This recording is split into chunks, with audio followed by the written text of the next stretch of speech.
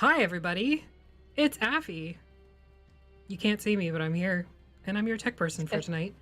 Daddy. I'm Daddy.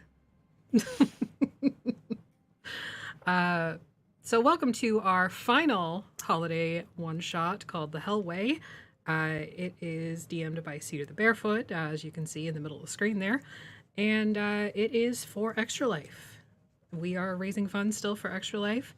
It's an amazing organization that donates funds to the Children's Miracle Network, which goes to critical care hospitals across Canada and the US.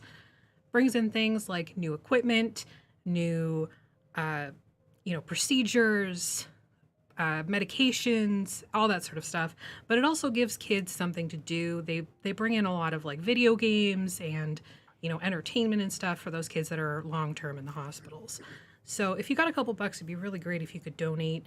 The link is in chat, tinyurl.com/vacterextralife2023. I need to make that shorter next year. And you can just go there, pick somebody on our team, throw them a couple bucks, and it'll show up in that little counter that's up there beside the title of the one-shot. Our sponsor for tonight as well is Canadian Dice. You can go to canadiandice.ca and use the code THEVACTER, all one word, at checkout for 15% off of your order.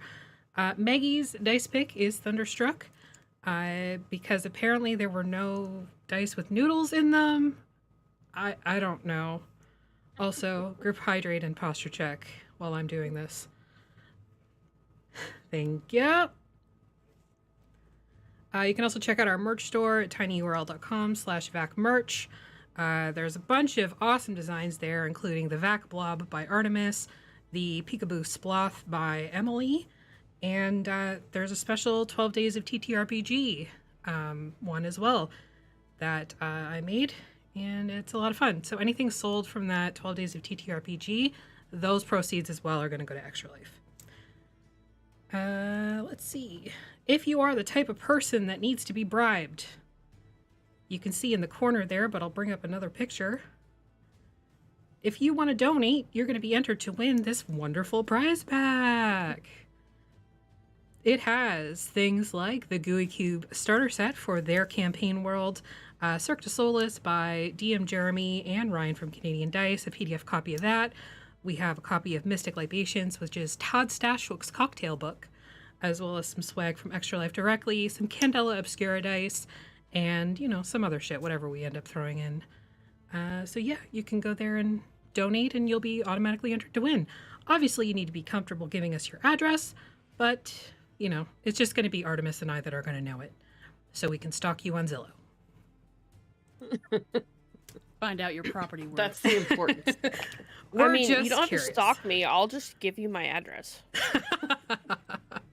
I I'll really show up just with want to find snacks. that one house again that had all the bondage gear everywhere. That was great. Let's see, scheduling wise. So again, this is our last game of 2023. So it's going to be good and it's going to be spoopy. There are some trigger warnings that just got posted in chat, but basically this is an apocalypse scenario. So be ready for things like survival of the fittest, hypothermia, starvation, dehydration, rotten food, infections, plagues, freezing to death, being eaten alive. There's a lot of shit in there. So if that's not your bag, not a problem. Please head out. The players, if something happens that you're not okay with, please use our safe phrase. I will move us into be right back mode and we can discuss it. But other than that, make sure to check us out next week in the new year for Wasteland Saga on Wednesday. That's actually over on Goodman Games Official at 9 o'clock. That's our Mutant Crawl Classic game. The Vacter, our first night back will be Thursday. That's the Song of Crystal and Shadow at 8:30. Friday, we got Fixius 5 returning. And then, if you want to do podcasts, you can go wherever you download podcasts and you'll get the podcast. So with that, Cedar, please take it away. Thank you, Daddy.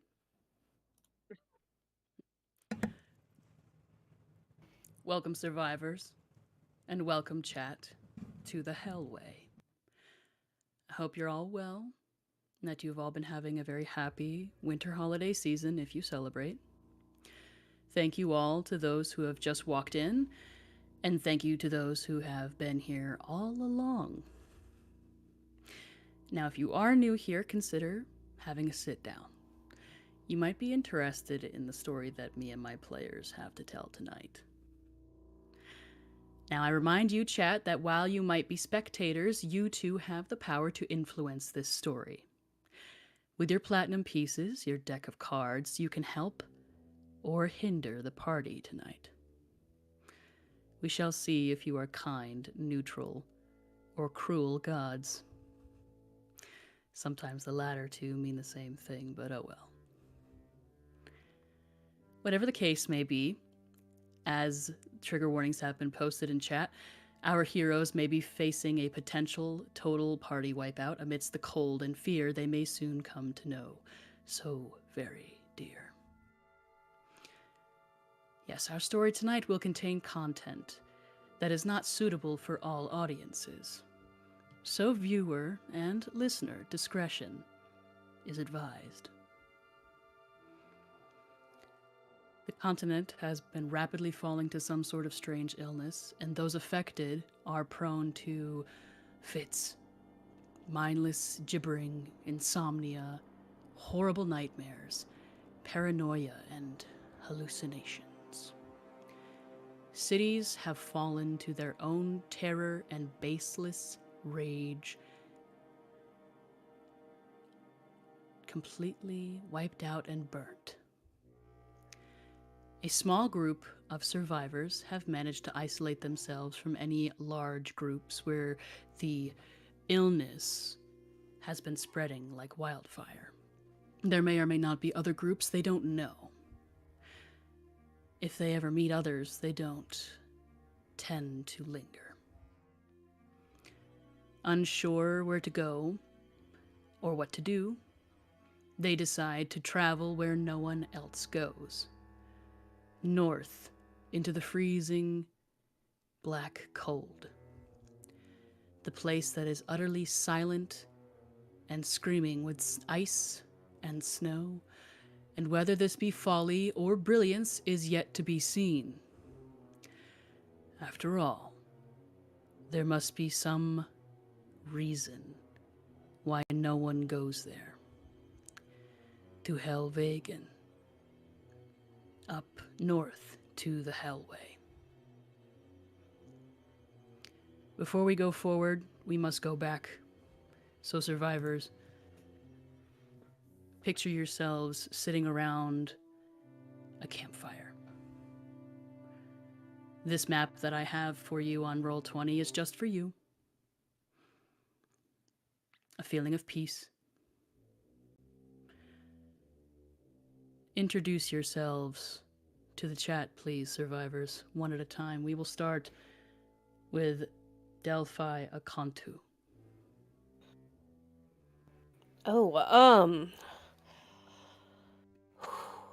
Hello, my name is, Delphi. This is my first time kind of adventuring outside of my mountain range. You see, I'm from the high peaks to the east, and, um, well, my family has always been charged with watching over the dead. We quite often saw a traveler to come in, mostly injuries. They found themselves wandering a little too close to the frost giants, further up the mountain, and we took care of them, for better or for worse. But in recent, I did notice more people were coming in with this illness, and it was spreading to my village and closer to the graveyard. Um, and it began affecting my parents. One night, the god of judgment and death himself came to me and said, "Delphi, you must travel north, and you must find the cause of this sickness, or save yourself trying." Uh, and so I packed up and ran with what I could carry. Um, and hopefully we'll find something new moving forward. Delphi is a 6'11" furball with white hair, and that frosty blue skin.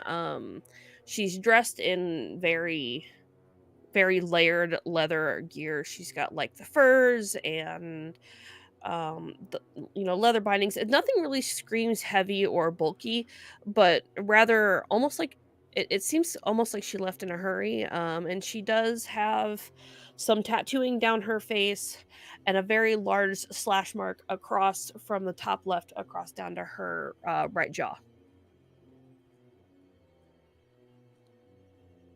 Interesting. Lays, let's continue with you. Yes, I was from a chain of volcanic islands. Nothing too exciting ever really happened there, so I was already on my way out before the sickness came through. Unfortunately, it wasn't too long after I left that the islands were completely wiped out. I am kind of lightly dressed in various robes with some like dark colors, and my skin is kind of ashy gray with kind of like lava looking veins running down my arm. And I have glowing orange eyes and red and orange kind of hair. And I am playing with like kind of palm juggling a bit of flame in my hand as I stare into the larger fire right in front of me. Very well. Nitra Thundercrag. That's me. I'm Nitra Thundercrag. I'm a small rock gnome lass. I actually was coming from somewhere near the Neverwinter Woods, which is where my clan has resided for a long time. And I had started traveling. I made it all the way to Luskin before the sickness really took hold, and it was there that I saw the full effect of it. So then I just kept traveling north when I finally heard the call about going towards the Hellway. I met up with this band of adventurers. Nitra is small, about 3'3" or so, and has kind of gray, granite-colored skin and short black hair with one side shaved and then the rest of the hair all flipped over. And she has just simple brown tunic, black pants, and she's wearing some really nice fur-lined boots in preparation of the trek north. Very well. Sly, you're playing Polaris. It's okay if you don't feel prepared with a story yet. I'm sure something will come along in roleplay, but would you at least like to describe what you look like? Okay. Hold on. If you are comfortable. I guess. Sorry, I don't know what my deal is today. That's okay. Life is lifey. Yeah. Pull up the picture that we shared together. Yeah. Describe it to me. Describe it to me. Long black hair and dark eyes. Not too tall, but also not too short. 4 horns. 2 going up are black, and the 2 on the side are red. Wearing a black and white fur thing. Nice.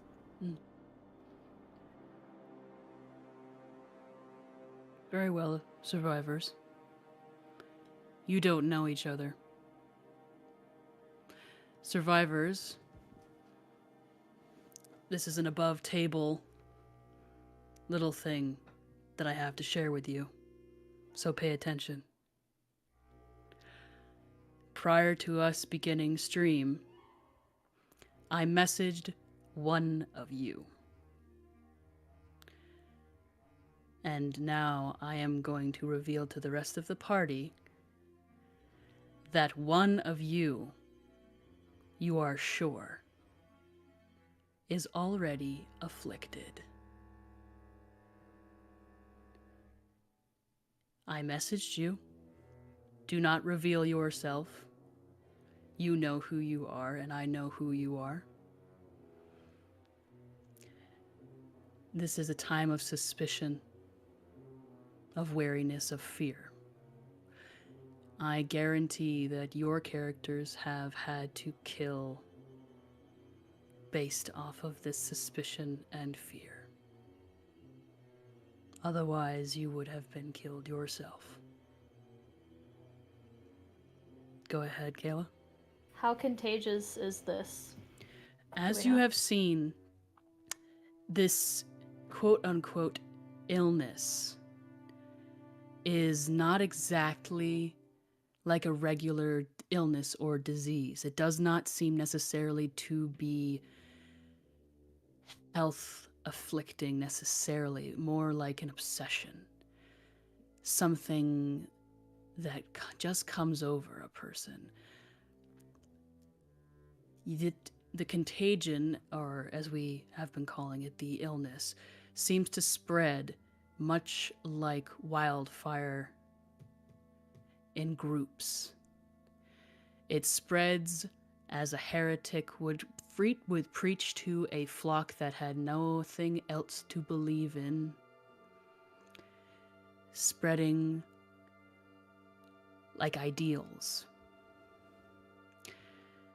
The affliction has symptoms that you can recognize, that you have all come to recognize, whether or not that had happened to somebody close to you or things you have observed in your fleeing. Speaking to oneself in their sleep, madly gibbering, nightmares, fear, hallucinations, paranoia, massive paranoia, things just beyond their ken. Things that have driven people to a madness unlike you've ever seen before, and some driven to carry,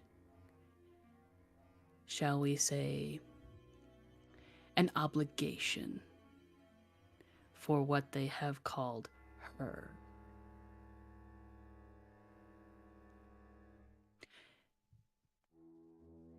You have managed so far to avoid these symptoms, as far as you know. You don't hear the whispering of her. You don't see the things that she apparently shows these afflicted. Your nights have not been terribly well rested, but you don't seem to have symptom of insomnia. Do you have further questions about the affliction, about the illness? Anyone? I assume we would have seen it like on our way here. Plenty. Yes. We would have seen it. Does it have like a physical sign, physical symptoms that it shows, like any marks? Aside from like marks, physical marks, not necessarily, unless it is marks that are gained by the afflicted picking and digging at their own skin, beating at their heads, covering and scratching at their eyes.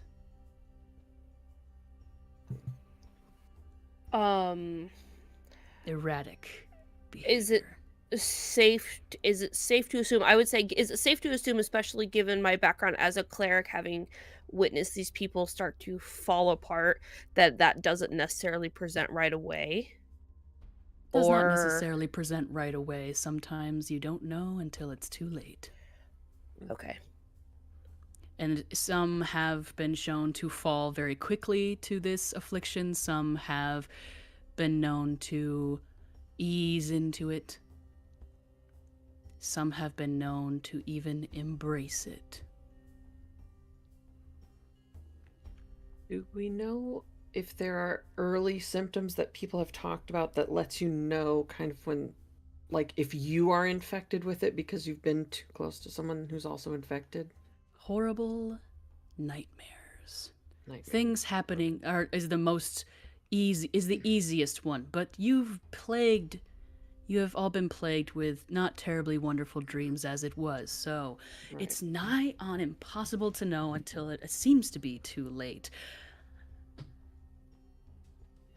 Seeing things out of the corner of one's eye. Horrible things. Some going as far as to hear whispers.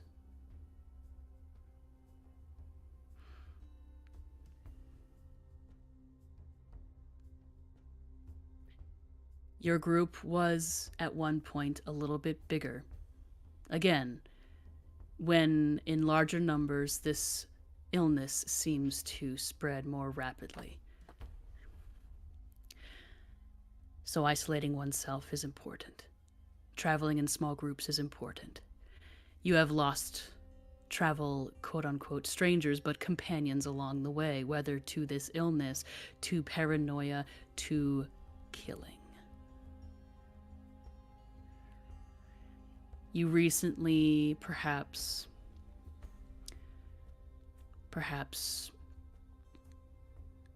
a week, maybe 2 weeks ago now, did seek refuge amongst a people that did not seem necessarily affected by the illness, as far as you know. You did stop in a place, a small village with short ceilings and strange little green humanoids, a town of goblins. That was the last time you've been amongst quote-unquote polite society, if Gerblin Town could be considered polite society. They were wary of you, but they did let you rest nearby, gave you food and drink when you asked for it. Do we know, is there any sort of protection against this? Is there something that we can do to slow or prevent the spread? Isolation. So even being in a small Staying group in is a small risk. groups. Sometimes being in a smaller group is a risk. Your number has dwindled. There are now only 4 of you left.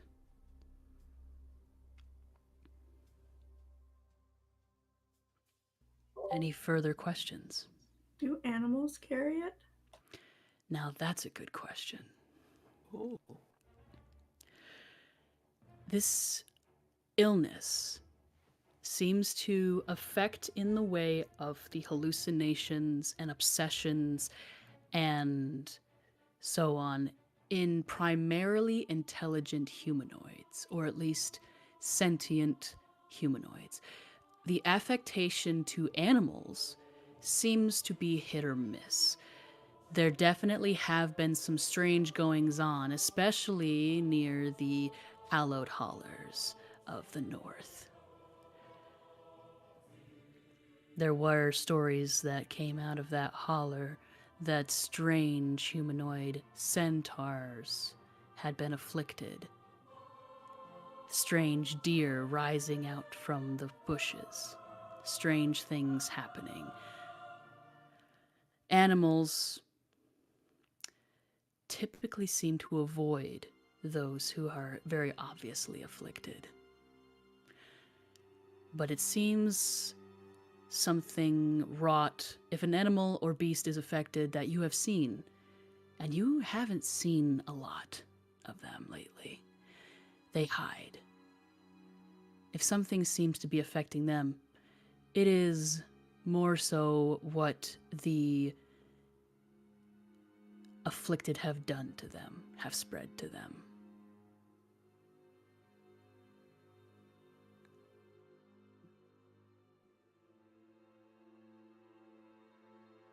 But for the most part, as far as you know, it does not seem to affect animals or beasts that you know of.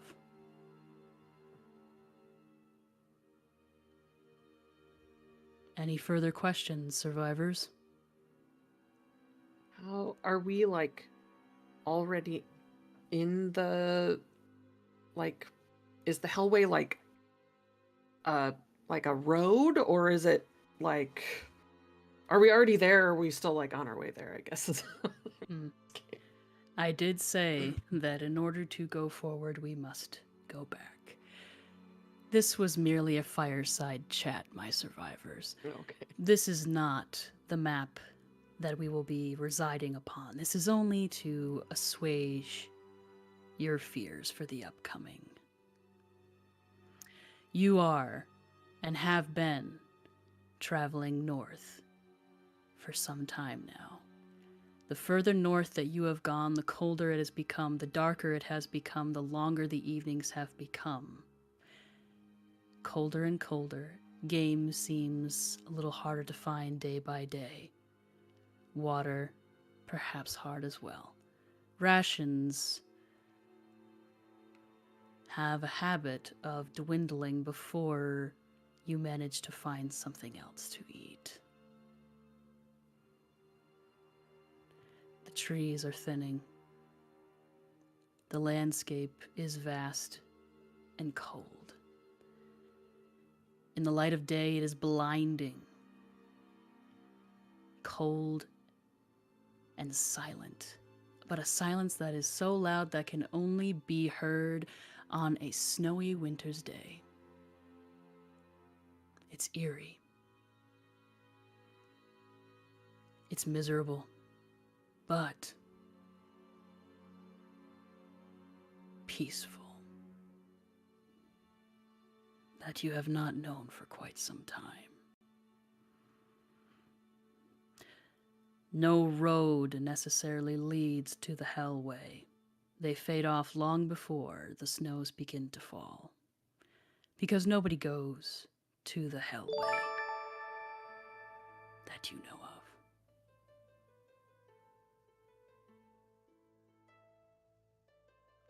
You travel. Today, who knows how long it has been since the last time you've run into anybody that wasn't from Gerblin Town. Who knows since the last time you saw another humanoid. You have a day's rations left. The snow is up to roughly 3 feet. If you have snowshoes, it is not overly difficult to move. I will assume, Nitra, since you are indeed a smallish being, that you have some sort of snowshoe to walk across the surface of the snow as best you can, so no worries there. I assume already that we have cold weather gear. Yeah, my boots of the Winterlands do that for me. You all have 1 day's worth of rations left. You've just had your breakfast. 2 meals remain between you and starvation. You have 1 water skin each, something that you've had to carry close to your body to keep from freezing in the cold, freezing nights. The trees are tall still, but they slowly become sparse the further north you travel. But this area is forested.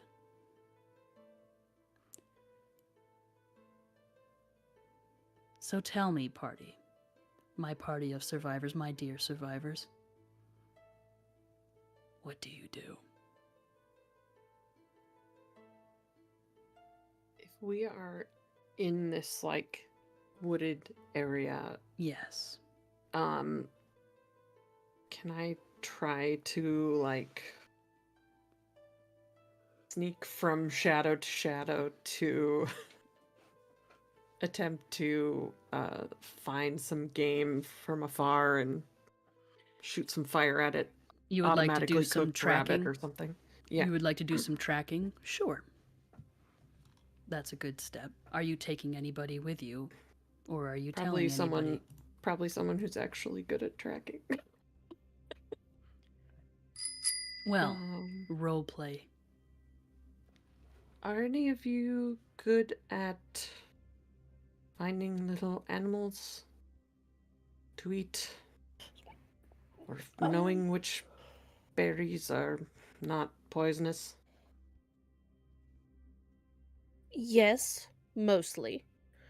I I fared well when it came to medicine and to natural identification. I am not much of a survivalist, though. Alright. Well, that's something. Can be sort of.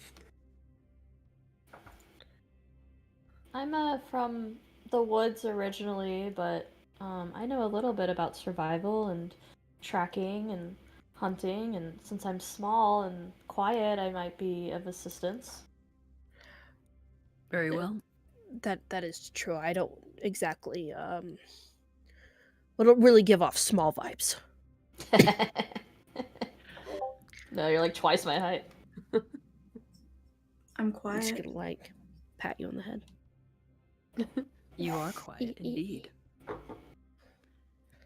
If anybody would like to participate in the morning's attempt at a hunt, please roll me a survival check. I am allowing arguments for nature, specifically if you are only tracking. Well, neither one's that great, but I'd rather do nature. Probably I trying to would- find broken branches, little tracks in the snow. Very well. We will do a nature check to locate game. I would also look into foraging. How do I use this program? You don't need to use Roll20, Sly. You can either use D&D Beyond or you can roll real dice. So, how have we bore? 6 for a nature check. I rolled For legs. survival, and I got a natural 20, so it's a 25 total. Okay. And then I got a 21 for nature, 17 on the die. Excellent. Don't worry about it, Sly.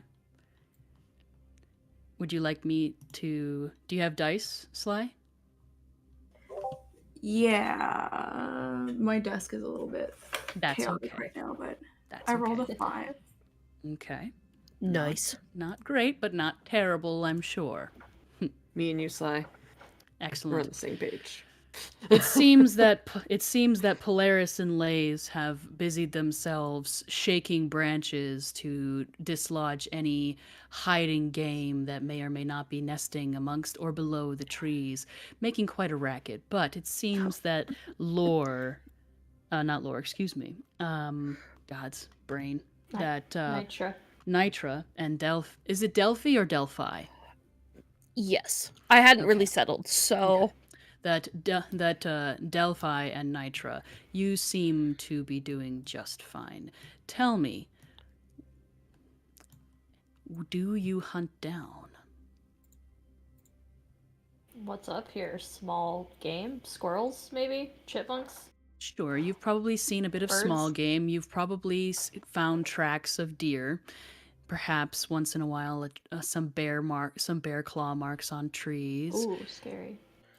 Maybe even some large boar and something bigger than a bear.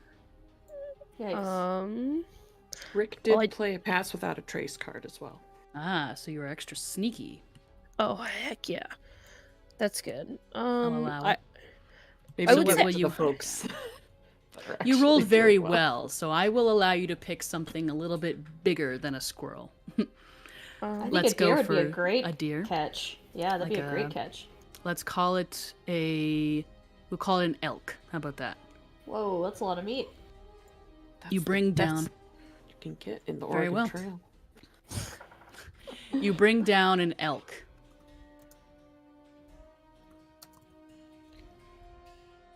Okay, Is that's it? that's a whole ass. Very well. Wow. That's a whole So ass. how do you bring it down? Well, no, Yeah. we did a survival. You have tracked it down. We need to bring it down now. You have located an elk. It seems that the party has split. Oh, So it begins. okay. And here we go. In a small, not necessarily a clearing, but definitely a break in the trees, there seems to be a large snuffling elk chewing at and peeling at the bark on the trees, voraciously eating, grumbling and snorting as it does, seemingly as hungry as you are. It is not as muscular as you would have hoped. It is not as well fed as you would have hoped. It does look lean. You can see the ribs against its body. But it is something. What do you do? If you have a way to hit it from range, I can probably sneak up and beat it over the head, but I don't do range. I have a crossbow, so that's no problem. Take Okay. a shot. Okay, I shall. So I take a few steps in to the clearing quietly and shoot it with my light crossbow. Oof, that's an 11. Let's look up the AC of a starving elk. I think the elk is 12 or 13. Yeah. I'm pretty sure it's... I thought it was like a 13. Last I checked. But it's starving, so...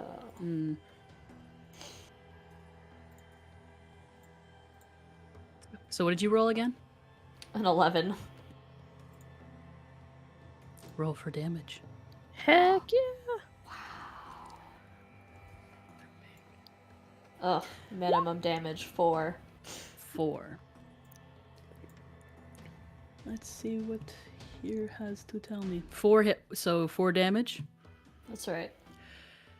Describe to me your letting loose of your bolt. Yeah, I kind of take like 2 short steps forward into the clearing, and since I'm pretty short, I'm like almost level with the elk's chest, like from afar. So I just aim completely straight, like put my arm out straight, and try and pierce its chest like from the side. Okay. Nice. Nice shot. Your bolt lets loose from your crossbow with a click and snap. Hit, I'd say you're probably about 30 yards, or 30 feet from this elk.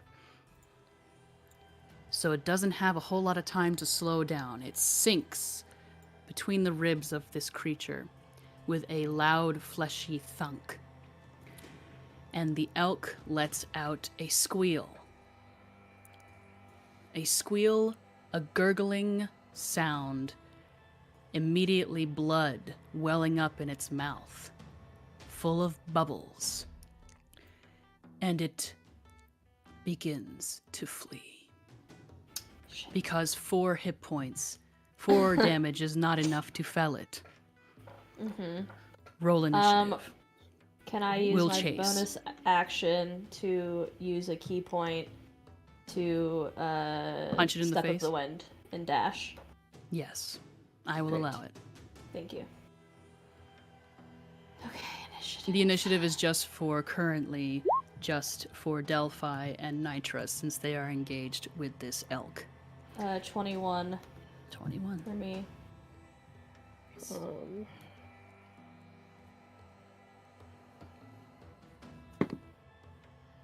16.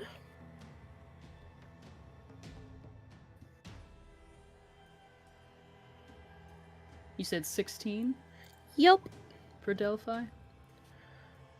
I got a whole 15 and I got a whole +1, man. Wow. Well, that's okay, because the elk rolled an 8. And does not have an Adventure. initiative bonus. A +1 inspiration for every party member from Artemis. Thank you very much. Hey, thanks. Thank Evan. you. Please hold on to this and use it as you see fit. Well, don't hold on to it, use it. So everybody has an inspiration right now. Sweet deal. Excellent. Nitra, you're up. Okay, You well, have had I the surprise dashed. round. You I dashed. dashed after it. You are you were initially 30 feet from this creature. Great. Well, I have a 35-foot regular speed, so I'm gonna catch it pretty quickly. You are in snowy terrain. But I have boots that Exactly. don't affect them. Tell us about these Um, boots. It was just a play to they- get me to get you to talk about your boots. They're gnome sized, but they're made of metal, but it's a very like light metal, and they have spikes on them, so they have built-in not grapples. What's the word I'm thinking of? You know, Crampon? spikes. Thank you. And they're very heavily fur-lined. They go all the way up to my knees. What do they do mechanically? Yeah, what do they do mechanically? That's a great question. They give me resistance to cold damage, ignore difficult terrain created by ice or snow, can tolerate temperatures as low as -50 degrees without any additional protection, and if I wear heavy clothes, then I can tolerate temperatures as low as -100 degrees. Holy cow. That's Yeah. wild. That's awesome. That's so good. Mhm. Sly has the same effect. Anyway, Nope. so you've My God, dashed that ring of warmth is fire. with Step of the Wind. Correct. With your key point, are you allowed to attack after dashing with the Step of the Wind? Well, that was just my bonus action, so yes. Okay. And I actually want to jump on the elk and try and bring him down with a grapple. Make an athletics check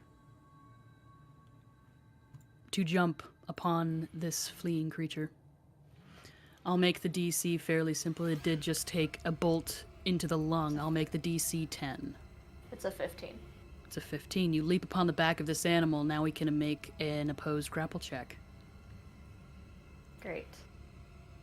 And I can choose either acrobatics or athletics, right? Yes. Great. I will do acrobatics. I got a 22. That's actually just fine because the elk rolled a natural 1. That's appropriate. Yes. All right, you are grappling this elk as it is attempting, because it's grappled, but when you are grappled, you are not prevented from attacking and or I'm not sure if it impedes movement necessarily fully. You can't move, but you can still attack. But I can move with it if I have it grappled. Yeah. You're a gnome, though. Yeah. For the sake of rule of cool, would you like to ride the elk? Yeah. The elk begins to wildly buck. Delphi, it's your turn.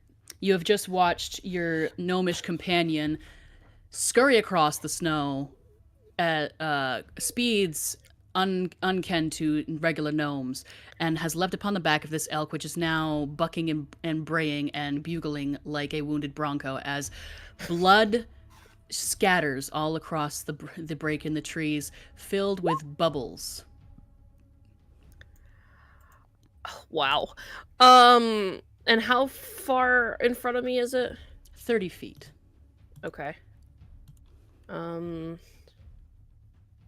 Well, I suppose with my little snowshoes, I'm gonna go ahead and hightail it forward. I'm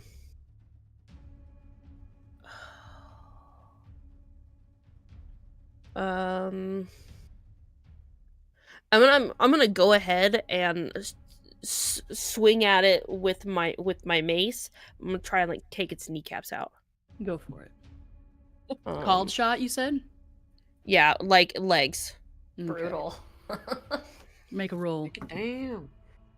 Okay.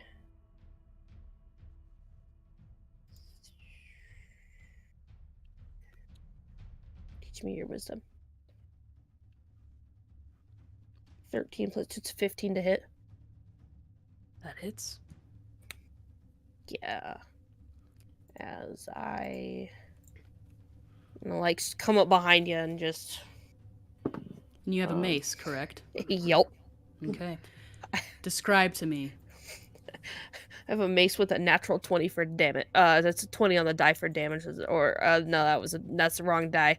I wanted that nat 20 so hard. It's okay. That's still max damage. So it's 8 points of bludgeoning damage. As I kind of just run up behind you a much larger way. It genuinely probably sounds like I'm lumbering through the wilderness.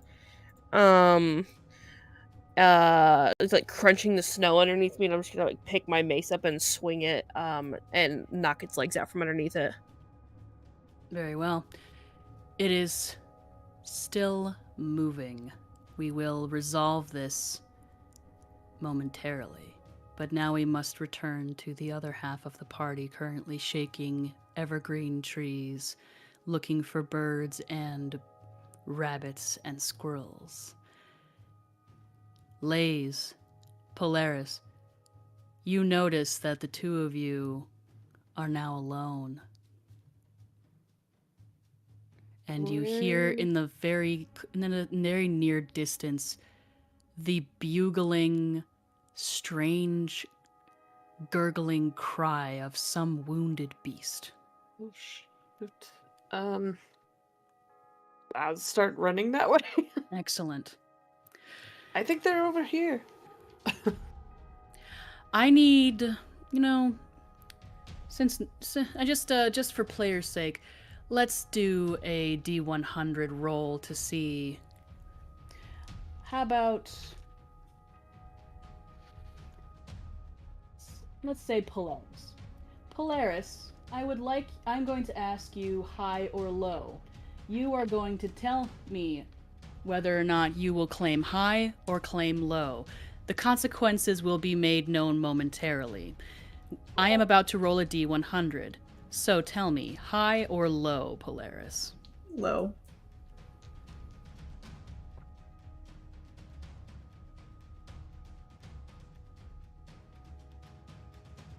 Very well. As you turn, the two of you, you come face to face with a small bear cub. Snow lingering in its fur and ice. It snuffles and whimpers at you. Another bear cub rounds the tree that you have just shaken. I'm not sure if you need to make a nature check or not, but when there are cubs, there is probably a mother nearby. Don't run. And don't make eye contact. Look down. Looking up, down. Let's go back to the elk brawl. We will resolve the bear cubs momentarily. It's the elk's turn. The elk does not look good, of course, having just had its front legs or back legs. Back legs, I would assume. I covered 30 feet just enough to reach it. Excellent. Its back legs haven't been swept out from underneath it with a sickening crunch from the mace that belongs in the fist of Delphi. Blood and bone splintering in the snow, staining it crimson and russet red, and shining with shards of cartilage and the blood that leaks from its mouth and from the bolt hole in its chest, filled with wet, viscous bubbles, as it shakes its head furiously back and forth and bucks wildly, attempting once more to free itself from its captor, and will make a goring attack upon Nitra. Is it able to attack me when it's grappled?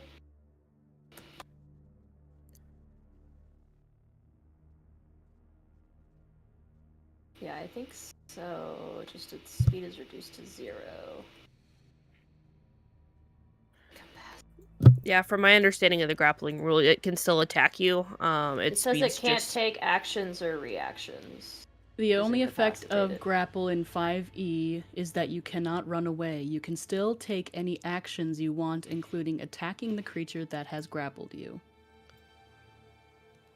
Yeah. Grappling is a bitch. A grappled creature's speed becomes 0. Yeah, and that's it. The condition ends if it's incapacitated. Do we agree? Mhm. Does a 9 hit your armor class, Nitra? It sure doesn't. You narrowly avoid as you see these gigantic antlers sweeping backwards as the elk rolls its head, eyes bulging, shrieking and bugling in distress and fear and pain, narrowly missing you as you duck and press your face against its warm, soft, rustling hide. Well, elk's skin isn't terribly soft, but it is softer than anything that you felt recently. Nitra, it is your turn.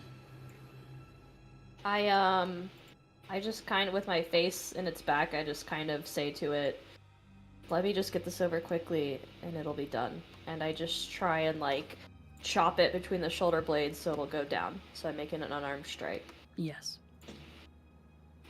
I'm gonna use my inspiration on that one. Very well. Please mark that you no longer have inspiration for now. I rolled the exact same thing. Oh no! What have you rolled a total of? A 9. That just misses this elk's AC. As you attempt to land a firm blow, you set a chop between its shoulder blades. It skids off to one side as you duck to avoid yet another swing of these enormous antlers, still soft and bloody all over your face. Not goring you, but spraying bubbles. Wet, viscous bubbles as its lungs begin to fill with blood. Delphi, it is your turn. I'll go ahead and try and hit its front legs this time. Nitra, you gain an inspiration back, Nice. but I was going to give you one anyway for Oh, wow. talking sweetly to the elk. Well, great, thanks.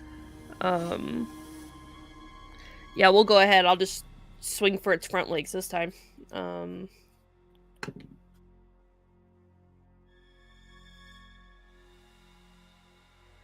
come on. What did you roll total? Well, I'm gonna take my inspiration. I'm gonna try that one again. Very well. Cause that was. Oh, I prefer that. That'll be a dirty 20. Yes, that hits. I'm not worried about damage. It has 1 hit point left. Please describe to the viewers in chat, as well as those listening at home, how you end this elk's life as Nitra desperately clings to its bucking back. A line of blood going across your face as it swings its antlers one last time. Oh, I suppose Delphi would just kind of jump up to the front. At the time, in an attempt to, if nothing else, to get in its way and stop it, but she raises her mace again and just takes that big sweeping motion underneath it, colliding into the side of that left kneecap, and as the mace hits it, you just hear the shatter of both of the legs as they sort of invert at grotesque angles, and it sort of falls face first, unconscious, if not having bled out by then. Very well. The sickening crunch echoes in the break in the trees, heard by your 2 companions, which we were returning to momentarily. The elk jumps as it plants itself into the snow, as it slams its chest to the ground. The bolt shoved further within its chest cavity into the bone house of its heart, through its valves, until it remains still. Heat and steam rising up from the three of you in the freezing cold. And now let's return to your other party members. Polaris, as well as Lays. You are now face to face with two bear cubs that seem to be curious about your presence, perhaps slightly distressed. And you are doing your best not to look anywhere near it. Mage armor on myself. You cast mage armor on yourself. Please mark off a spell slot. Sometimes the best action to take is none at all. Just back away. Is that what you do? That's what I say. Okay. What kind of bears are they? Can we tell? Nature check.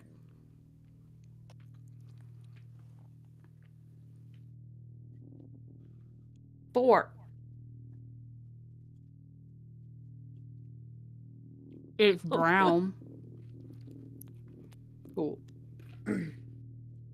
I'll do Polaris said and start to back away. I'm doing the thing where I also don't make eye contact. This is interesting. Just like, In a way of trying not to negotiate with these animals, you in a way are attempting to negotiate with them. So I think an animal handling check would be kind of interesting. Also, Delphi, please mark that you have received your inspiration back.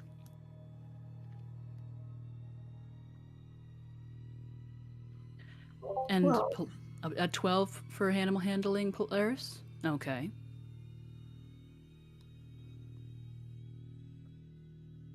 And Lays. Animal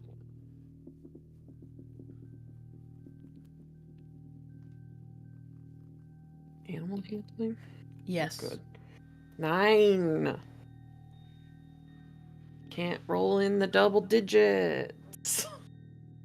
Polaris, tell me how you succeed. Tell me about how you move. Kind of like... I can't... Sorry, my arm is like being held. Mhm. But kind of like slowly back away and kind of like... I don't make myself bigger to seem intimidating. That's not what I want to do. But I kind of like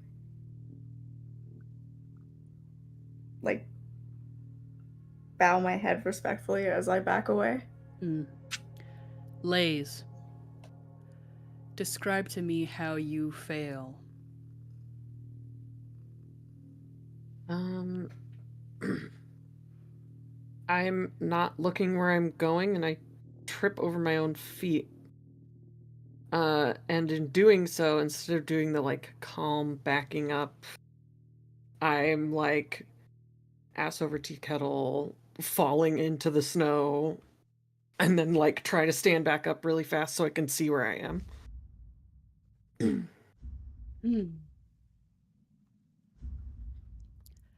Very well.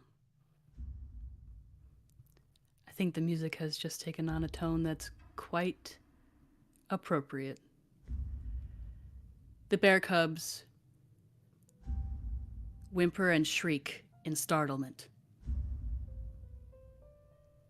You hear the crunching of branches, and you smell her before you even lay eyes upon her. Bears are not especially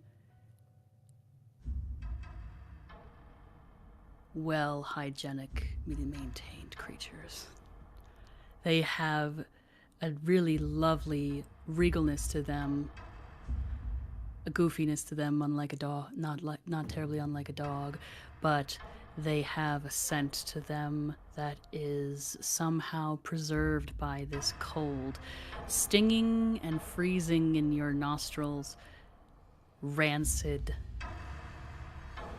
As she comes into view, you realize that it is far worse than you had imagined. As you lay your eyes upon her face, black ooze dribbles from her eyelids, dribbles and froths at her mouth. Ooh. Ribs exposed, not from no eating, not from starvation, but an actual hole ripped in her side, where her ribs are exposed and her still beating heart thumps, steaming and stinking in the freezing cold. Do you run? Or do you hide? Or will you die?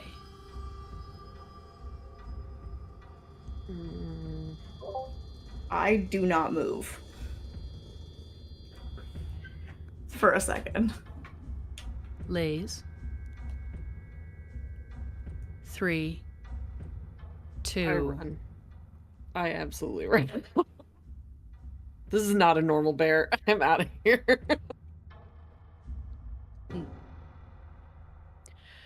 Back to Nitra and Delphi. You have felled the beast.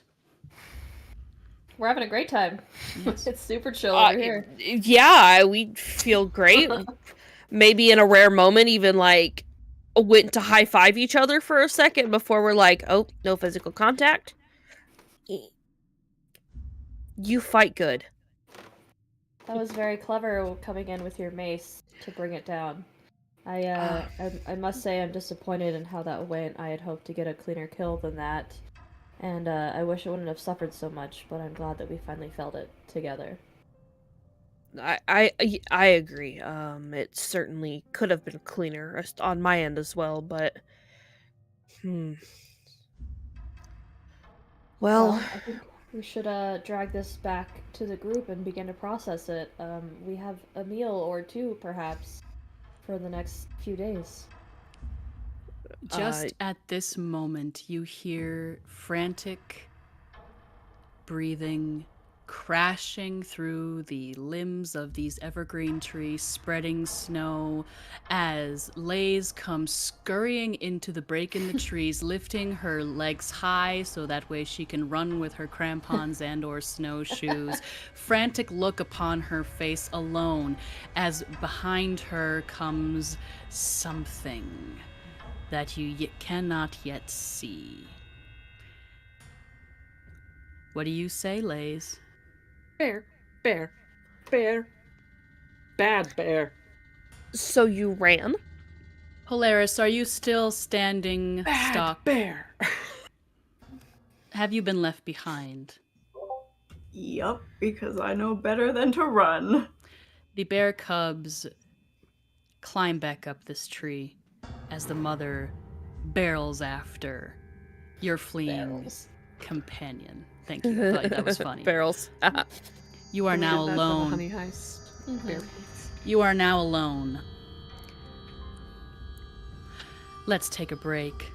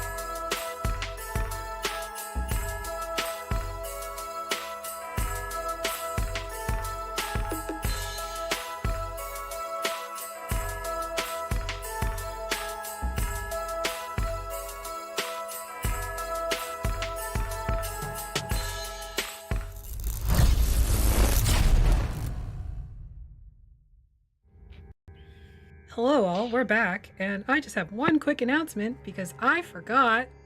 I'm literally sitting here making the layout for it, but tomorrow, it is tomorrow, right? Jesus fuck. Yes, tomorrow. We have a new game. It's a new mini campaign starting. It is a Star Wars Scum and Villainy game. Rick from Hammer of the Gods and Even Footing Games is actually going to be the GM for that. So that is again tomorrow, and I believe that's at 7. But I need to double check because I didn't have any information.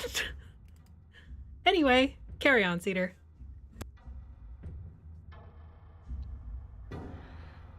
Cool.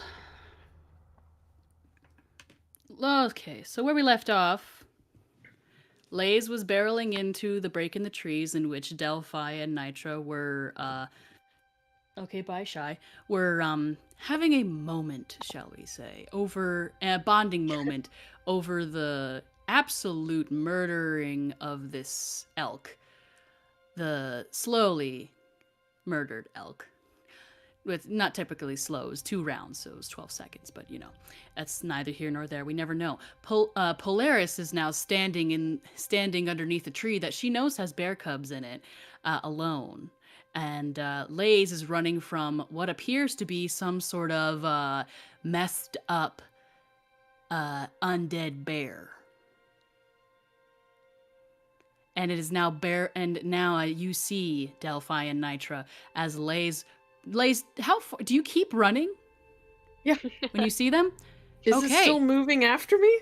Yeah. Then definitely. You get into the you get into this small break in the trees. You say bear, and you leap over, much like a gazelle, over Nitra and the elk, and disappear into the tree and like go into the, okay, you trip over it. Then you said it, not me. You trip over -1 dex. You trip over it and you hide, and now you are effectively under about 3/4 cover with this bony elk as you, Nitra, and Delphi see this horrible, stinking, rotting bear coming barreling through the trees with an angry roar.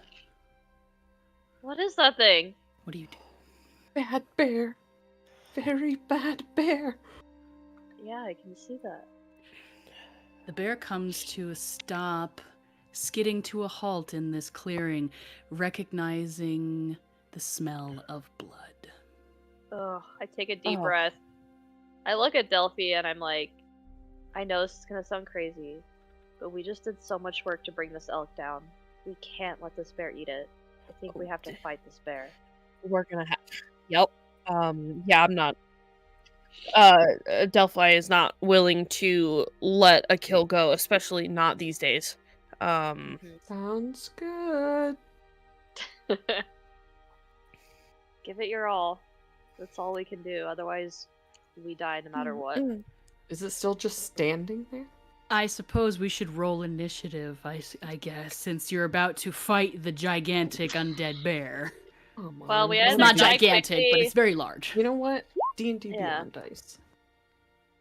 Well, I would also like you to roll initiative. Ran bear, or we die slowly from starvation. So You have 2 I'm using my meals left. inspiration. You do have inspiration. I'm gonna I'm go using ahead it. and Well, I'm rolling so poorly, I'm going to wait until I roll an attack. I'm gonna let that. And No, Oh. I wanted a zombie bear, not a zombie owl bear. That is freaking horrifying. Those are that two vastly different thing. Why is it standing on its hind legs like a human? I don't like it. No! Like a bear do that, but like an owl bear be doing that while looking all undead and shit. It's not very pleasant to see. All right, I guess I'll roll. So give me one moment.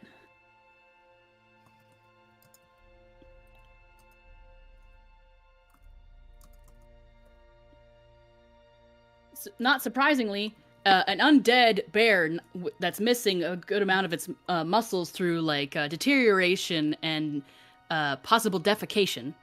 Not terribly dexterous. Let me just write this down. Shock. Delicious. Don't let it touch you. Don't Delphi, touch its what'd you flesh. get? 18. Nitra. Ooh, I got a 6. Lays. 8. Polaris. 13. Very well. Delphi, you're up. Sweet. Well, this is.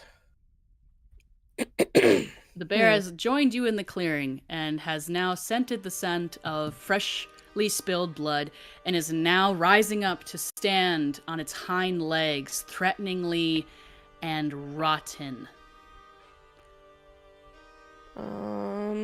Black ooze dripping from its maw, staining the snow at its feet, where you see that it has left black paw prints as its pads are also oozing this disgusting,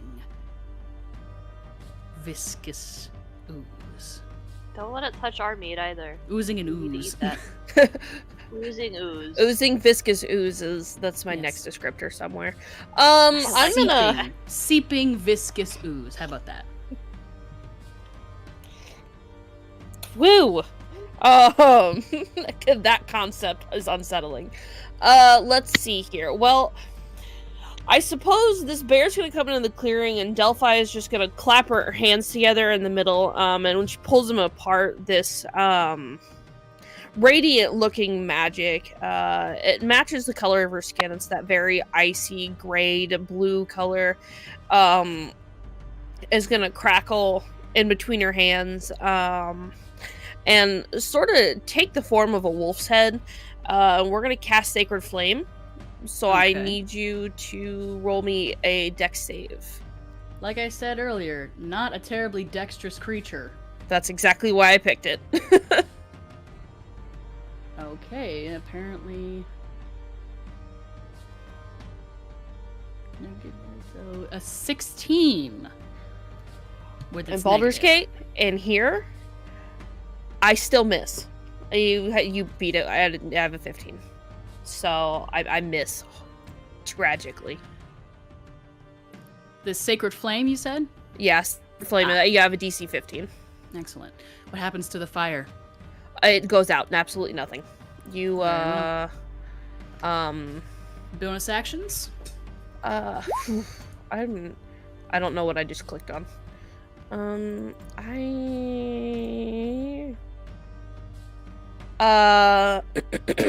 Looks like you clicked on guidance.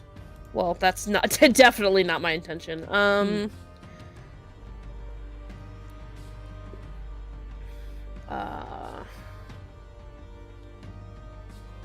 Yeah, I'll pass on my bonus action for now, and I'll stay where I'm at, so we'll call it my turn.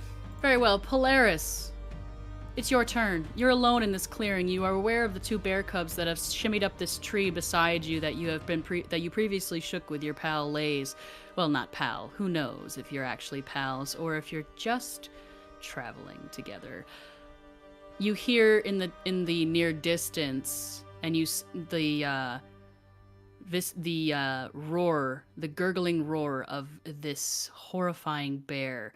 You see the broken branches in the way that it had run, barreling after Lays. What do you do, Polaris? I am going to leave some food at the bottom of the tree. Are you sacrificing one of your final 2 rations? Yeah. Very well. Please mark that you have 1 ration remaining. Do you do anything else? Well, just make a note of it.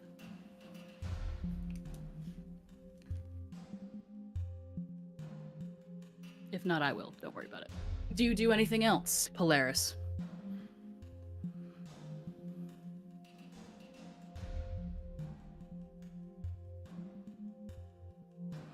Do you go after your traveling companions to perhaps engage in this fight to save the last of your survivors? Or do you perhaps leave them to their fate? Well, you see, everything is an omen. Everything is a message. And I clearly am doing the right thing by listening, considering the fact that nobody tried to kill me. Angry Fair. bears. So I just pull out my prayer book and start reading. Fair point. Honestly. Very well. You can still hear everything in the near distance as you sit down over your prayer book. Now it seems that it is Laze's turn. Hey. Would you like to stay in initiative, Polaris, or would you like to be taken out of initiative?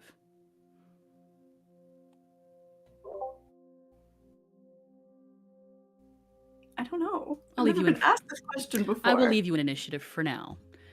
Laze, what do you do? You are 3/4 cover behind this dead elk. Your companion's standing in front of you. This bear now roughly... This is a small break in the clearing.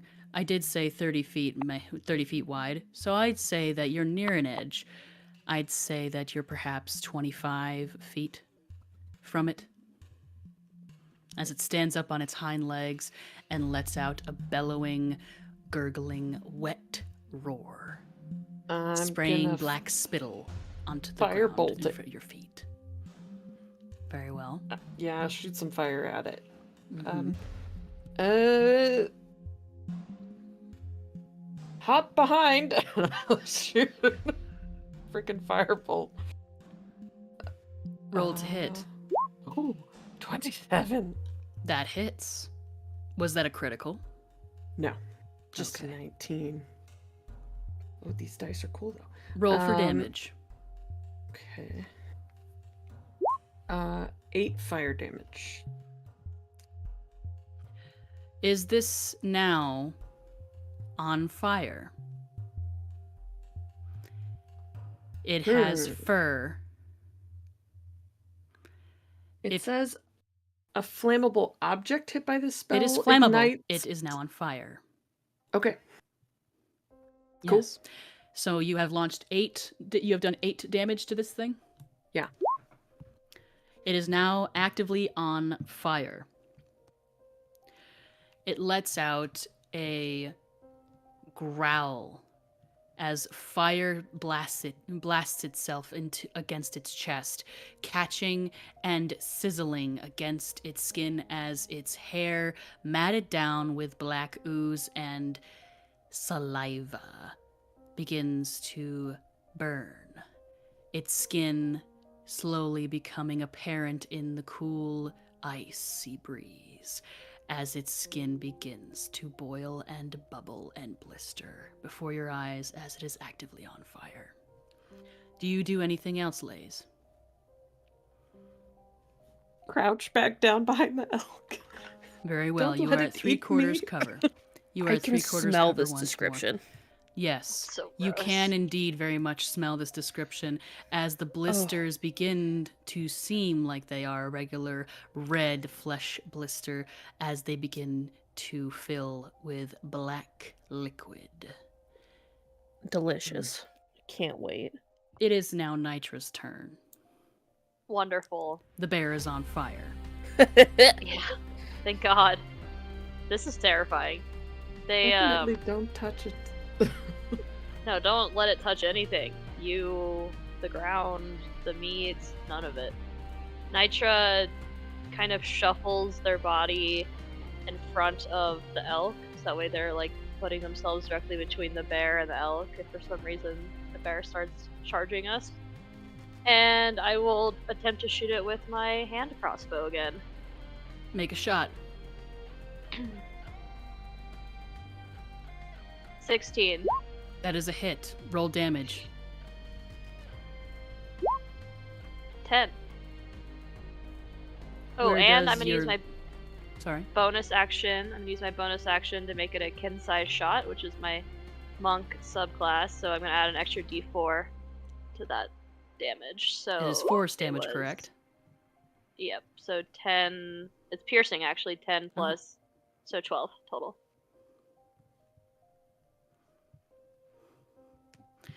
It's not looking terribly good. Your Well, it bolt wasn't looking flies very forward. good before. True. Your bolt flies forward, snapping from your crossbow, landing with another very familiar fleshy thwip and thwunk. Sinking in, and you hear a as something within bursts.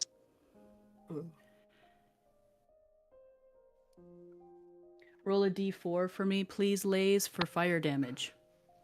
Okay. Since this bear is actively on fire and it is now its turn. 4. Interesting. The fire continues to spread, spreading up its neck to its maw, flames licking at its tongue, boiling the ooze that dribbles from its mouth and nose, climbing into its eyes. And it drops down on all fours and rushes towards you. Ah. I imagined that you put yourself between the elk and this bear, Nitra. Is this correct? Delphi, did you do the same? Are you standing side by side? You want to Red Rover this? Is that what you're asking me? Sure, but we're not touching. Of course. 6 feet apart. Yeah. 6 feet. More like feet for probably 6 feet for 2 Jesus. feet. 2 feet. 6 feet for Jesus. Get that bitch out of here. Listen, the actual Jesus was pretty chill. He married a hooker, and he washed her, and he fell in love with her when he washed her feet. It's okay. Jesus is a foot simp. We get it. Yep. Anyway, so you are standing side by side. You seem to be bigger, Delphi, so it is going to attempt to swipe one large, meaty paw at you. And when I say meaty, I do not mean simply that it is large. I do mean that there are strips of flesh hanging from its bones that are slowly and surely becoming more and more apparent as the fire spreads over its skin. Ooh. This creature is not rolling terribly well. Does an 11 hit your armor class? No way. Indeed, it does not. It missing with a claw, it will lunge its face forward and attempt to bite you. Maw gaping open, tongue having long since rotted away, gaping Delicious. in its mouth. A 10 does not hit your armor class, correct? Nope. It snaps at the air beside you, black spittle spattering. Make a dexterity saving throw, the both of you, please. I will say you have 3/4 cover, Lays, so please make a dexterity saving throw at advantage. Oh, good. 16. You narrowly avoid taking a faceful of this black spittle. Lays, say this again. 15. 15. You also narrowly avoid taking a faceful of this black spittle. Nitra. 24. You more than narrowly avoid taking a faceful of this black spittle. But upon your noticing, I'm sure, Lays, as you duck behind the elk, you do notice that it did indeed has landed upon its fur. Whether or not that has done anything to the meat, you are unsure. It is not near the open wound, so there is a chance, but you are unsure. And we are now back at the top of the initiative. Delphi, it is your turn. This bear is now in melee range with you, as well as Nitra. Well, It is actively on fire, and it does not smell terribly good. that's so nasty. It already did it. I'm gonna channel divinity path to the grave. Very well. So I can curse it because I I am stingy about my spell slots. Please give us the effects list of this curse. So, use your channel divinity as an action to curse one creature you can see within 30 feet. That would be this nasty in front of us. That you can see within 30 feet until the end of your next turn.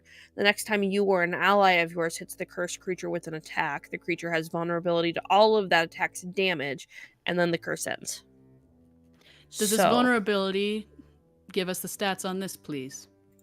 It just says it's vulnerable, so I would assume it takes standard vulnerability rules. Indeed. I don't. Is it just any damage? Yes. So that's kind of yes. Excellent. Thinking with my fiery friend in mind. Excellent. And the fact that the bear's on fire. What do you do next? And then my bonus action, because I am not about to get bit. I'm gonna go ahead and do my hidden step as a furbolg and turn invisible. Scoot away. No, thank you. Nitra and Lays, you immediately see that your Fearbowl companion has turned invisible, seemingly leaving you to your fate. I think they also got a spell slot back. Is that what's happening from Ampod over there? I see that. You now have regained a spell slot to Delphi. You can thank Hammer of the Pod for this. Oh, thanks, buddy. Rick, you are a wonder and a gentle them. Very cool. Well. That's Does beautiful. that end your turn, Delphi? Yeah. I'm gonna move so that way. If it doesn't die on this current round, I'm gonna move so I can get behind it. Do you do flanking? Why not? Perfect. I'm gonna move behind it. So if we don't kill it this time around, then. And I won't force a perception check, but you do see you do see an indentation in the snow as your companion moves around the back area of this bear, invisible, not seemingly leaving you behind. Polaris, you are in initiative still. What do you do? Do you continue to pore over your prayer book? Yes. Very well. Lays, it is now your turn. Your companion has gone invisible. You are hiding behind this downed elk. Yes. Am I in melee with this thing or not quite because the elk is between us? The elk is between you. I will say that you are not in melee because Nitra also stands between you and it. So I will say that Nitra has a space, the elk has a space, and you are behind these two spaces. And it's looking rough? It is not looking good. In fact, as you look at it, you see that it is quite rapidly, not only on fire, decaying before your very eyes from possibly not only the damage in battle, but for how long you do not know this thing has been carrying on in its unlife as it still continues to decay and fall apart before your very eyes. Black ooze leaking from several burst pustules on its burned skin as its skin begins to hang down in strips, its jawbone beginning to swing loosely as tendons begin to let way. Ooh. Okay. Its tongueless mouth roaring in distress and anger. So it's about 10 feet away from me? It is roughly 10 feet from you. And you have 3/4 cover. Okay. I'm going to try to aim a burning hands, second level burning hands, so that I don't hit my friends. But Very I well. can only see one of them, so. Excellent. Roll. All right. It's a DC 16 Dex save. As I said, not terribly dexterous as a creature. A 14. That fails. So then it's 13 fire damage, which would double to 26 for the vulnerability. Describe to me how this bear, undead and decaying, rapidly falls before your eyes. I think, like, seeing the kind of black drips on the elk, and I'm still like behind it, and it seems to have like caught fire very fast. So I just kind of like aim up at it like this, and blast just like a flamethrower out and try to catch as much of the black ichor in it from the elk and the ground and the bear as possible, hoping that it's also fully flammable so that we can just burn away the problem. Don't have to worry about it. Interesting. You said from the elk, the ooze on the elk. Are you saying that you are catching the elk on fire as well? Yes. Very well. The bear falls quite literally to charred, bubbling pieces in front of you, Nitra, much like a horrid picture before you, melting, much like a witch stepped upon holy water, melting into a heap in the snow of flesh, bone, and viscous viscera. Black, pooling, until it slowly comes to a stop, leaving bitten bones, a skull, jawbone loosed, now 2 feet from the skull, what is left of within seeping. And the elk is on fire. Oh, son of a bitch. Are we still in initiative? Or now that it's... Okay. You are no longer in initiative. Great. I throw my body onto the elk and try and put the fire out. Oh, good lord, I was gonna throw snow on it, but alright. Nitra, you throw yourself upon this elk, smothering some of the flames as your companions quickly throw snow upon it to try and get these flames out. There are burn and singe marks in its fur. There are bits and pieces that have seemingly been stained with this black ichor, but it is not near an open wound. Do you risk the uncertainty, or do you risk starvation? Can we try and wipe it off with snow? Sure. Great. It seems to come away. Why do I... Do you risk uncertainty, or do you risk starvation? I'm willing to risk it. Let's just cut that piece out. It's like mold. Just cut it out of Very the cheese well. and it's fine. I will say that you have gained, between the 4 of you, as Polaris joins you, you have gained, let us say, 3 days of rations. Yes. On top of the survive. 2 meals that you have left. Congratulations. Wow. You are still alive, survivors. We're not gonna die. You are unsure, but you risked it. We shall see if you will either reap the benefits or the consequences. You sleep this night, bundled together as closely as you dare, as the winter winds howl along the hellway. Gathered around your fire, you take watches as need. Every time one of you takes a watch, you are uncertain. You worry whether or not you see things in the night. You know that there are sounds of movement. You are quite sure. You don't know who, but something is wrong in this party. The following morning, you rise and you consume one of your rations. Yes. It was not a full moon last night, right? High or low? Oh, what a question. Low.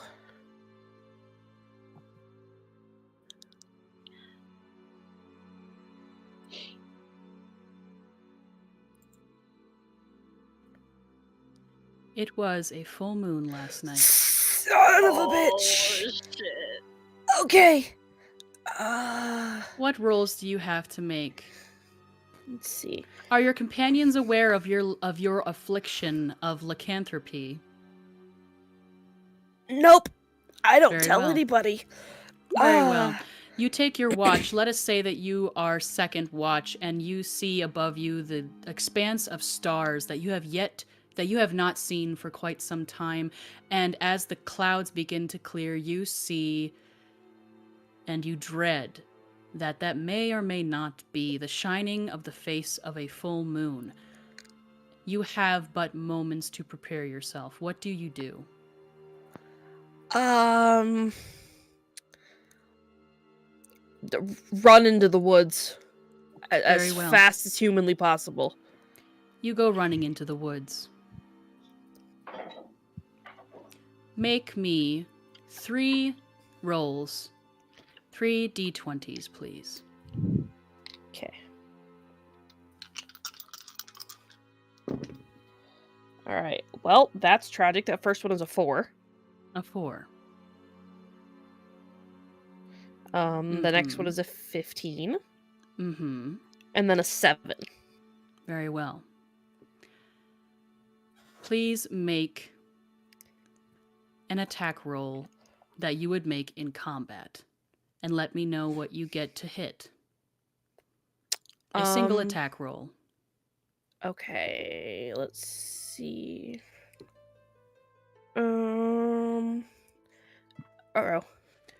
We are having some technical difficulties, chat. Do not worry. We shall return, possibly. Woo! There we are. And we're back. Sure. So we'll go ahead. Am I biting something or clawing something, or does it matter? It only matters what you would do. In your fitful rage.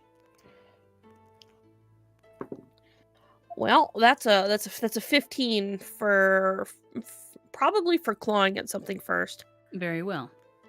Roll for damage. Oh no, that's not.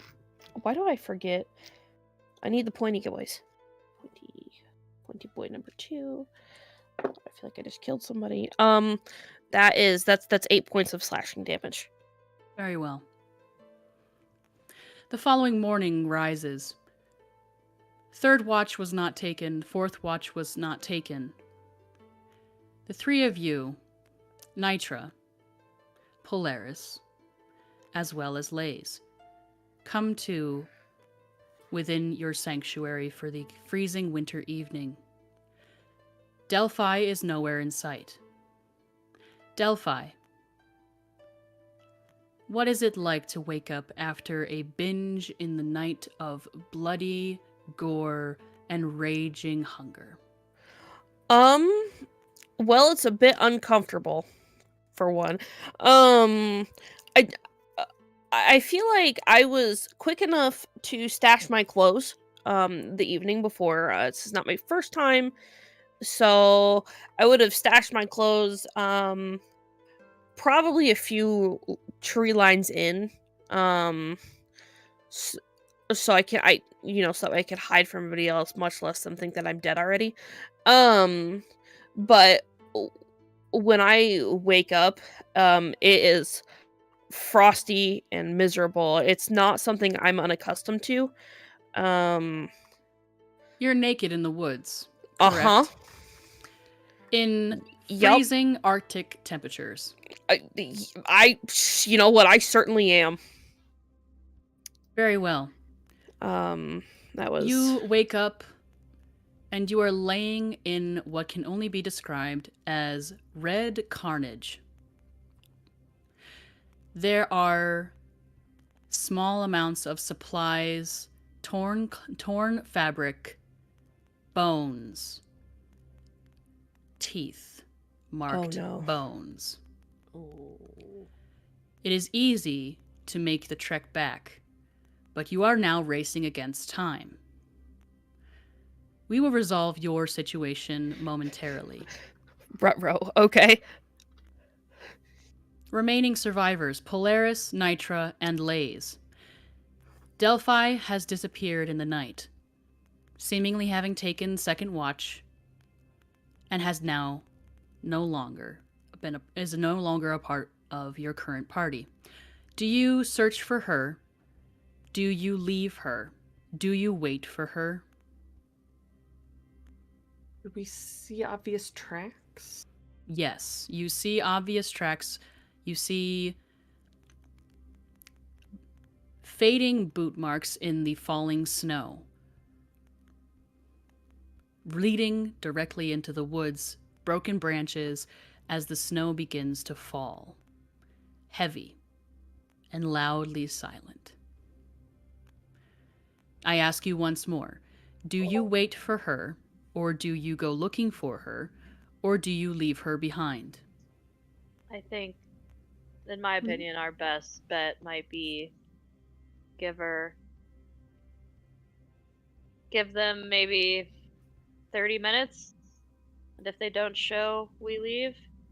Yeah. I don't think going after them is wise, because if they walked off on their own, they could have been sick, and then we'll just be endangering ourselves. We have to Yeah. assume we're all sick, and we also don't want to waste time backtracking. How do you guys feel about that? It'll give us time to eat breakfast and get ready to go. Let Pack the up. day warm up a little bit, perhaps? No, it is snowing. The wind is cold. Shit. And when you look to see what is left of your rations from the night before, the hung elk meat is trashed. What? Fuck. Quite obviously torn apart by something that could only be described as a giant wolf. There are still rations left. Sorry, go ahead, Polaris. You have 1 full day, including what you had yesterday. What? Who? You have Why now wasn't somebody lost keeping watch? 2 days of rations. You now only have 1 remaining. Delphi and I put all that work to get that meat. It would have kept us alive for a long time, and now it's just gone. Well, if they never woke us up after their watch. Worship. Maybe I and hope they don't come back if sacrifice. that's the case. Sorry. Tradition. You took. You killed. And things were taken from us. It's just the circle of life, though. You hunt what you need to hunt so you can eat and survive, and then one day you'll feed the other predators in the woods. It's not like we were going out and just slaughtering something just for the hell of it. We're I'm doing this so talking we can about the all bear. survive. Hmm. The bear was diseased. It wasn't even alive. We did it a kindness, in my opinion. Balance. That's all I'm saying. We should keep moving. So you don't think we should wait for Delphi? I think we should just go. Unless they're coming back with food, we're kind of on a much tighter time crunch than we were before. Very well. Are All right. we leaving camp? I'm stressed. Raise your Yeah, we're hand leaving. if you are leaving camp. I see 1 hand, I see 2 hands, I see 3 hands. Very well. As you fold up camp, Bye, Delphi. I would say we shall take a moment to return to Delphi. You are racing against time. You are naked and afraid. Pun intended. Son of a bitch. But the very best part about all of it is that you are so incredibly full in a way that you have not been in so long. You can taste the rich heartiness of elk meat. You can taste something akin to pork. Your nails are red with blood. Your face is scratched with defensive wounds of your prey. You are now racing against time. Shall we begin? Yeah, let's go. Make a constitution throw, please. Oh, Saving no. throw. I immediately feel so guilty right now. Oh, that's a nat 20. That helps. You manage to stave off the feeling of freeze and manage to keep going. That is your first 10 minutes, walking in 3-foot tall snow as it begins to fall and fall and fall from the sky, raising and raising up to your thighs, up to your waist. You are wading. Make one more Constitution saving throw, please. This DC is higher. Okay.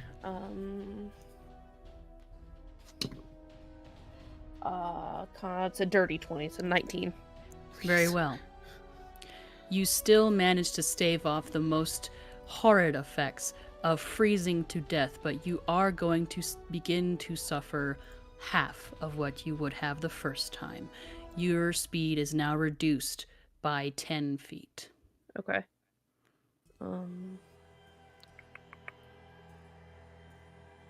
Make another Constitution saving throw. Okay. Don't fail me. Don't fail. Please don't fail me. I shit you not. That's another nat 20. Very well. Cedar, may I interrupt? Please. We have just hit our goal for Extra Life. Very well. Very good. Very good.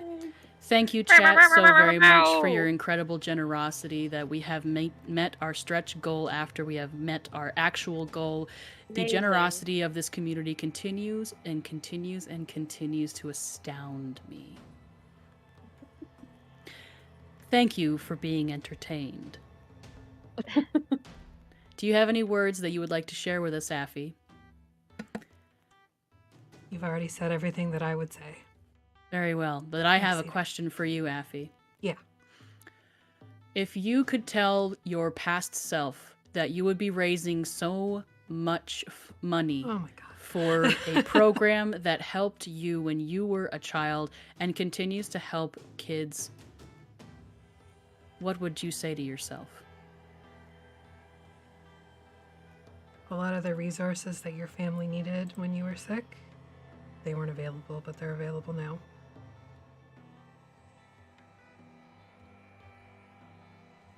Well said. This is a wonderful, wonderful, happy holiday for me. I am very proud of what we've all done. Yeah. Now, if you will excuse me, I will continue the race against freezing to death with our dear Delphi. But do not fear, my friends, for I am celebrating in my heart. Delphi, you managed a natural 20. You will not suffer consequences. You will make 2 more Constitution saving throws, for I can only imagine how far you got in the evening as your lycanthropic self. But let's say that we got about 5 Constitution saving throws between you and your camp. So you have 2 more to make. Make another. Remember, your speed is reduced by 10 and you are beginning to shiver. What did you roll for this Constitution saving throw? The DC is now higher as your exposure continues. I'm gonna use my inspiration. Use your inspiration. That was tragic. 19. What inspires you to keep moving? To be quite frank, not freezing to death.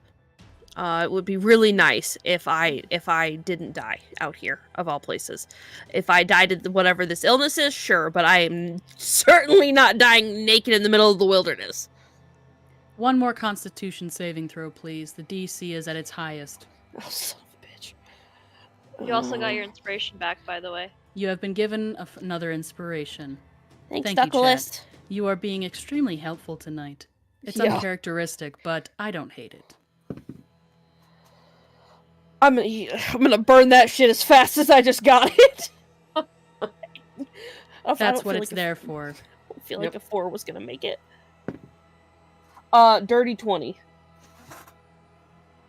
I'm not freezing to death. I'm not freezing to death. I refuse to freeze to death, and I refuse to freeze to death as a furry piece of shit. I'm not freezing to death. I'm freezing The to death. DC for this final check was at its highest. Shit. It was a 20. You have You did meet it, therefore you have beat it. You narrowly make it back to where you managed to throw your clothes scattered amongst the trees, your shirt hanging amongst the branches, broken by your rampage to flee from those fellow survivors. You managed to pull your clothes on, shivering, teeth chattering, feet numb, skin blazing red, just on the very edge of numbness. But you managed to pull these clothes on after you managed to dry yourself off, and you begin to feel warm again. But you have come to find that the camp that you have made the previous night is empty. The rack that you makeshift had set up with your companions is shattered and broken. Your own footprints and paw prints in the snow. Evidence of your gorging feast. You are not hungry. You will not be hungry for one full day because you have gorged yourself and feasted upon the meat well earned by your companions and yourself, as well as what may or may not have been another survivor in the woods, in the Hellway. Make a survival check to try and track and catch up with your companions.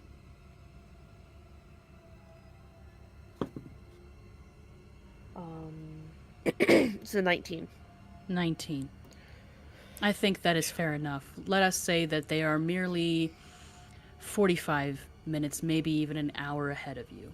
You manage to follow, just skating upon their heels as the snow begins and continues to fall, beating against the ground around you, silent and so very loud. We come back to the party. You all have come to looks like a large, frozen shoreline. The shoreline of a frozen, perhaps lake, perhaps small sea. You check the ice. It is thick enough to walk upon. It stretches to the left and to the right. Do you travel along the shoreline to try to find continuous land to walk across, or do you walk across this ice? This is a question I am asking of Polaris, Nitra, and Laze. That's a hard question. Which direction are we traveling? Straight north to the Hellway? Straight north. You are continuing your way along the Hellway. To stay on that heading, we would have to go across the ice for sure. Yes. Like to not lose track of where we are, yes. Especially. Along the horizon to the north, you see that the trees have pretty much sputtered out. You cannot quite see, unless you squint, the trees that may be on the other side, some sort of dark smudge against the horizon, or perhaps it is just the pillars of ice that rise up out of the frozen landscape. Do you continue, or do you go around, attempting to find a way? Polaris, do you go straight north across the ice? Hold on. Sorry, I don't know. Okay, there we go. Being a person that's made of fire, I do hesitate a little bit. Just move really fast. A fire genasi, huh? Mm-hmm. I do love my elemental people. At least you're not freezing to death. That's true. But I can, like, I have shape changing, right? Yes, in a way. As a hexblood. So would it make sense to use that? If you would like to. Let us see. I know in, I don't see shape change.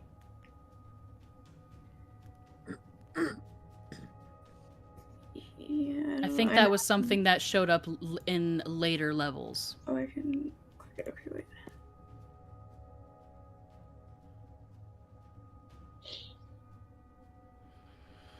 Oh, it's a different thing.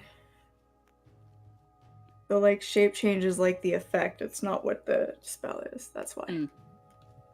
Fine then. Do you continue north with your two companions?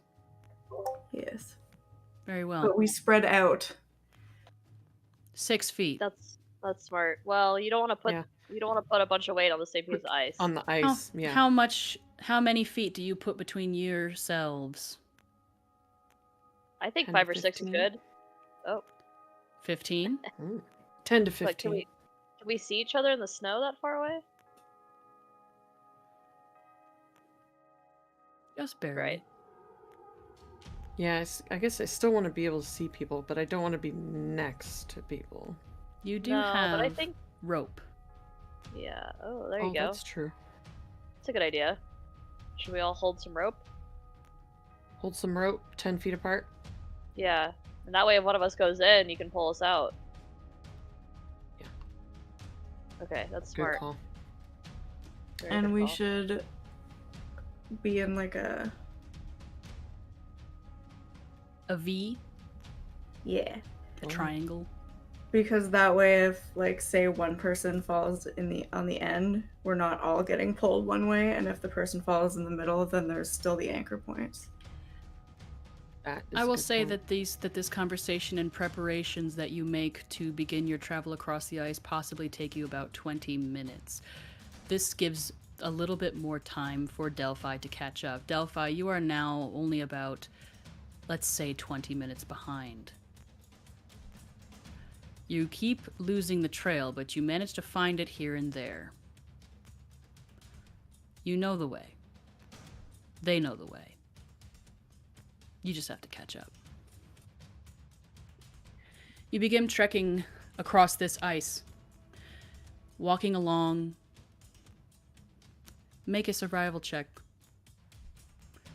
to be sure that you are walking upon safely. For anybody who would like to make a survival check.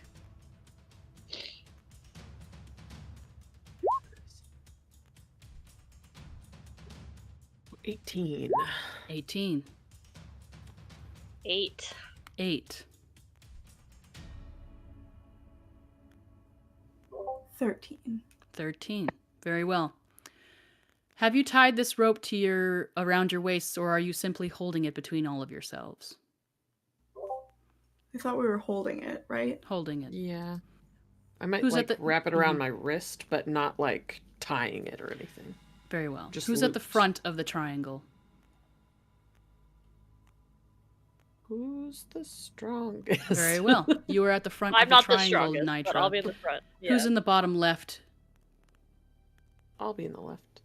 I saw a hand from Polaris first. Lays, that Okay. means you are bottom right triangle. Right. Yep. You make your way across this ice, walking past carefully all of these frozen pillars rising from the frozen water. Snow continues to fall. It is getting harder and harder to see. You leave footprints behind you. In some places, it begins to feel as if your boots are sticking to the ice, and you hear the soft plip-plap of water. You go cautiously, and you come to what seems to be the edge of a cliff rising up from the ice in front of you, where a frozen waterfall hangs over the edge of this crag. And it is here where your failure, Nitra, becomes apparent. Lays, Polaris, you feel a sharp tug, and you hear a sharp crack. Nitra, do you cry out when suddenly the ice is no longer beneath you? Yeah, I the do ground- like a little scream. The ground tore from beneath your feet, your boots that have kept you warm from here until there. You have now lost your sense of direction as you plunge into a shock of freezing cold that you have never known before in your entire life. So hellishly cold. If they said the saying, hell freezes over, this is where it has happened, upon the hell way. Deep, blue, crystal water surrounds you as you panic and you splash and you kick and you rise once more to the surface as your companions begin to pull on either side of this gap in the ice. And you feel something beneath. Lays and Polaris, you see it growing larger as you pull and pull and pull. Nitra,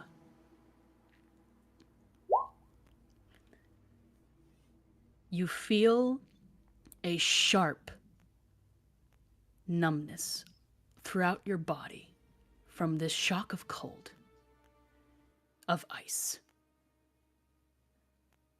But now you feel what feels as if it is stinging fire that rages up from your leg as something clamps down around your leg and pulls you back under.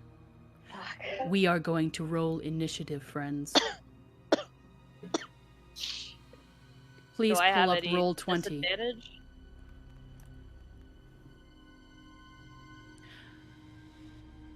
I will allow a regular roll, just for fun.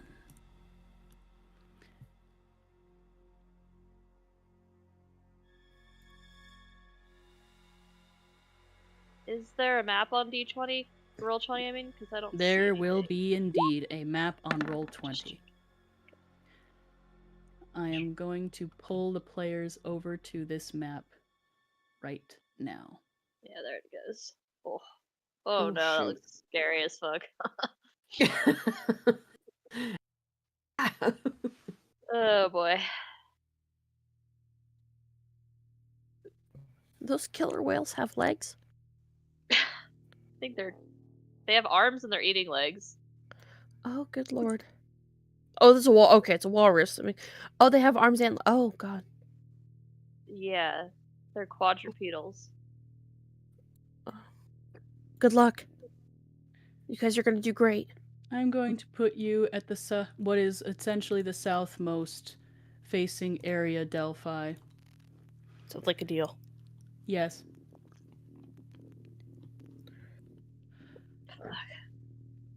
You guys are gonna do great. I believe in you.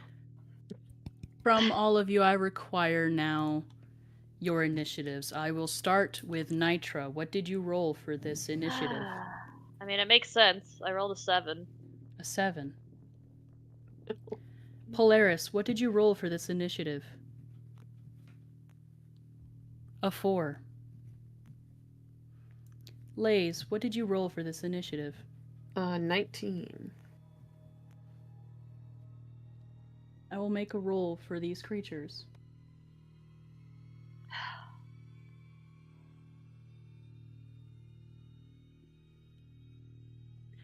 As opposed to this undead bear, these creatures are indeed dexterous.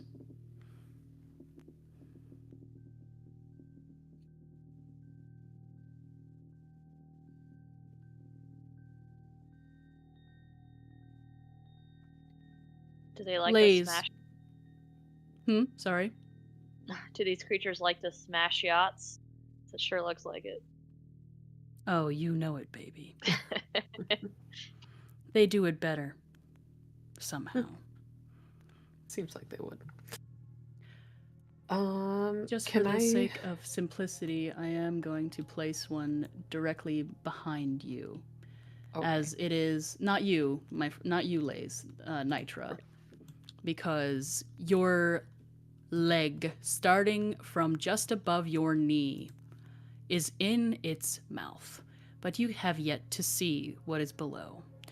This water, as I said, is crystal clear, deep dark blue as you get further and further down, but it is eerie to look upon as you see black, shiny skin beneath the waves of water of the ice drift that is now broken as your friend is pulled beneath, leg caught in a maw of rows and rows of razor sharp teeth, claws batting at the water front and back as a furiously large tail whips around behind it, holding itself in seemingly mid-air but adrift in the water as two other heads, black and shiny, rubbery skin shining in the light of day as the snow falls, rising from the surface of the water, gaping mouths first as they rise. Two clawed hands or paws come to crinkle into the ice flow as they begin to pull themselves up out of the ice. Something like a killer whale, what we would know as an orca, but is not. Okay. So I can see which one has a hold of... It is just visible beneath the water. You are assuming that it is indeed. You see only most of its head as the rest of it begins to slowly disappear into the dark blue of the freezing water as your friend is pulled under, as your companion is pulled under.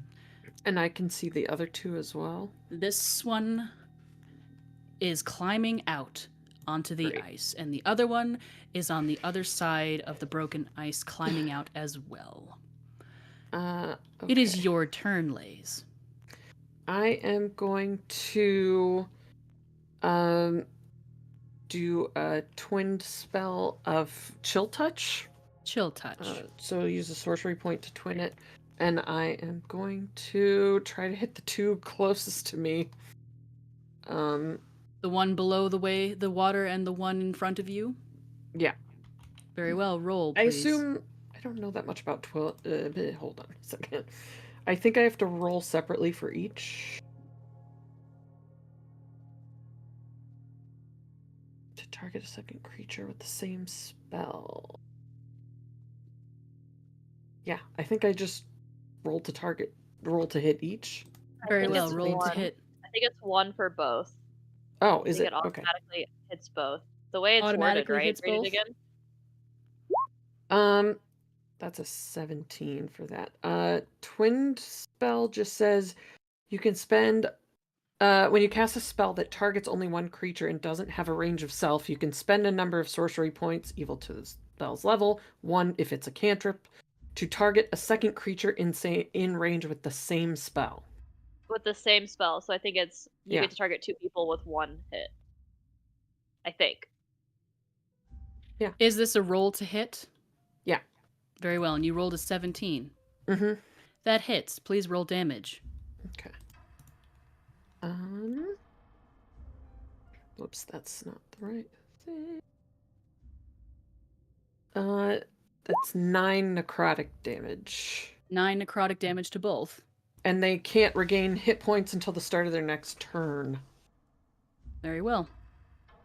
They each suffer 9 points of necrotic damage. Is that your turn? Yes. Or would you like to move or use a bonus action? I'll try to step back a little bit, and I'm just like trying to pull the rope with me to see if I can... I don't know if you're still hanging on to it, but... We can have we will have indeed a dexterity saving throw to keep hold of the rope once it becomes her turn, but we are not yet there. Gotcha. Then that's the end of my turn. Very well. It is now these monstrosities' turns. For those of you who are playing along at home, please have a look at the Aklut. That is spelled A-K-H-L-U-T. Players, feel free to look this up, but I do ask you not to look at the stats, just for simplicity's sake and fairness. These things have many different images, and none of them are terribly settling to look upon. I want to put one on a leash and keep it as my pet. They're so cute. I'm sure that they would want to do something far worse to you. They're not just known for wrecking yachts, shall we say. Oh my god. This one on the right is going to climb up out of the water, dripping, steam rising from its black, shiny skin, its rubbery skin, as it gapes open its maw, much like a shark swimming through the water, mouth open, teeth, rows and rows of pointed, rounded teeth as it approaches you and charges. Tail much like that of a regular whale lashing, but with 4 legs, with deep claws, best for breaking bone, clawing down flesh, and ripping ice as if it were nothing as it approaches. These have a very decent swim speed as well as land speed, so that makes it kind of fun for me.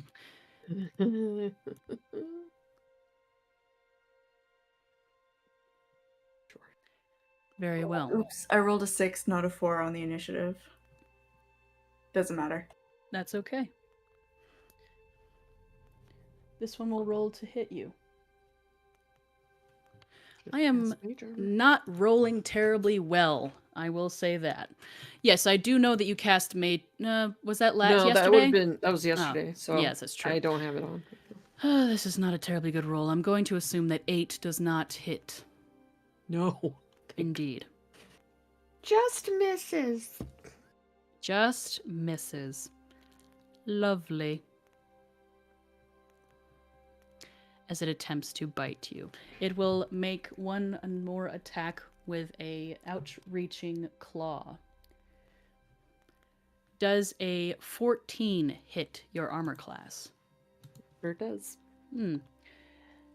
You narrowly dodge out of the way, falling backwards, skidding across the ice, holding the rope in your hands as this monstrosity, this orca-like monstrosity with ears rising from back where its gills should be visible, long, strangely pointed ears, much like that of a slippery panther, but something just different. And you take from this claw attack.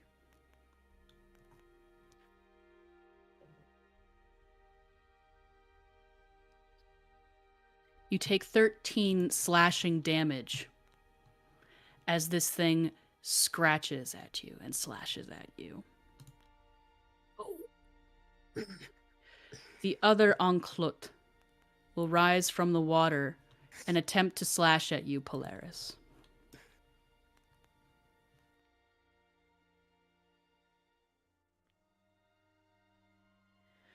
This is a natural 20.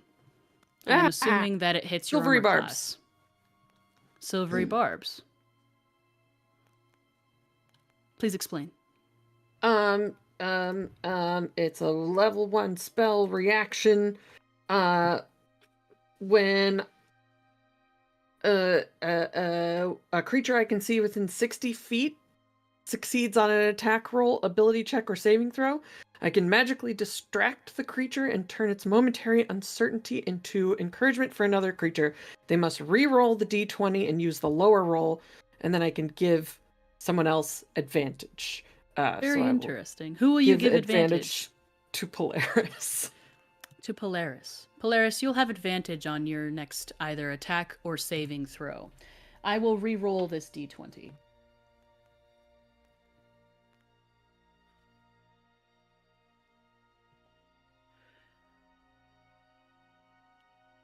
It was another natural 20. And I'm not even kidding you. Dang. This is the first time I've rolled well for an opposing creature all evening. This was a natural 20. Therefore, this is a critical hit with a slashing claw. Polaris, you watch as this Enclut rises from the water, dripping and shining, as its gaping maw hisses, tongue lashing, and slashes at you with one large taloned paw. You then take...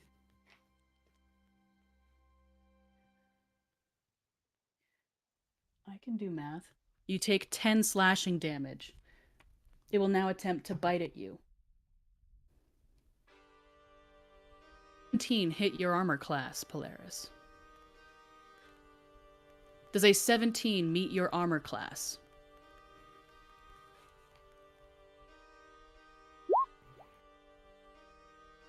I believe you also were just gifted disadvantage. I was gifted disadvantage for Just this on bite. that roll. For this bite, interesting. Yep. Okay, Oh, from the chat? from the chat. Yep, from chat. Ooh. I cannot believe it. That is an actual nat 20. This is the dick dice. This is not... I have not been rolling with the dick dice all night. I'm actually Oh my serious. That was God. actually legitimately. I'm not even like trying Listen to help. here, dick dice. It is big dick energy here. It was an actual natural 20. Big dick energy over there. Nevertheless, the bite it was a disadvantage, so the bite is not critical. Actually, I have to double your damage, don't I, for the critical hit? Or was it 10? So that was an additional 10 damage for you.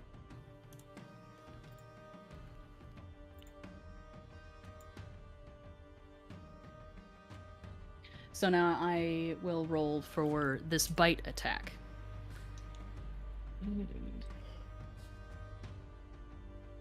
I should have been a bard. That is 9 damage for this bite. Please make a strength saving throw to avoid being grappled in this thing's maw. You have Inspiration, Nitra, and Lays. You have advantage, Slide, do not forget. Yes. On I this forgot.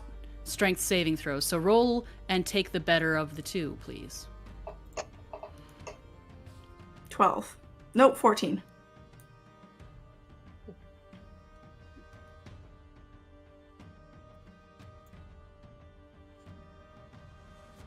It rolled an 18.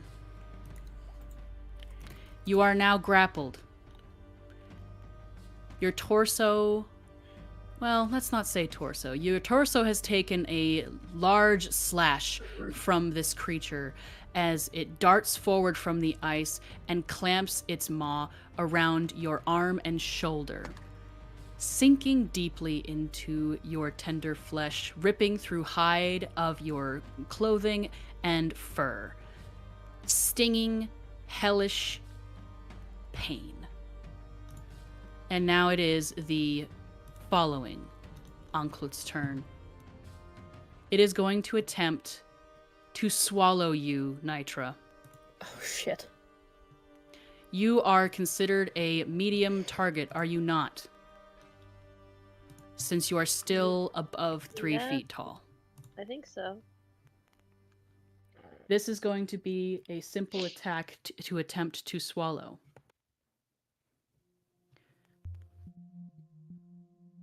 It is an 8. You are not swallowed, but you are still grappled via leg here. Just for, I think that was essentially when you were pulled down, but we can loosen the grapple check and let you try to escape it afterwards, because we never did do a saving throw. If you'd like to try to do a saving throw right now, we could do that. Okay, sure. What kind? Just a strength check, a strength saving throw. Oh, I'm actually good at that. An autosave for Nitra has been granted. As you had been pulled down, when this thing fails to swallow you, it lets go of your leg for just a moment, and that is when you are able to kick it free. Ooh, thank God. Kicking it free costs you. It is horribly painful. It has indeed bitten you. And you are still underwater. Yeah. Following initiative order, it is now Nitra's turn. You are now free from this Ankhlut's maw. Please, would you like to try to keep hold of that rope? Definitely. Let us make a dexterity saving throw. Okay. Another inspiration for Delphi and Nitra. Okay, can you have more than one inspiration? Because I've already been gifted 2 in like the last Exactly. minute. I will allow there to be 3. Why not? Okay, Affy great. does the same. They're Great. giving it So to I you have like 3. candy. They are. I got a 22 to save. A 22 to save. You managed to keep hold of the rope.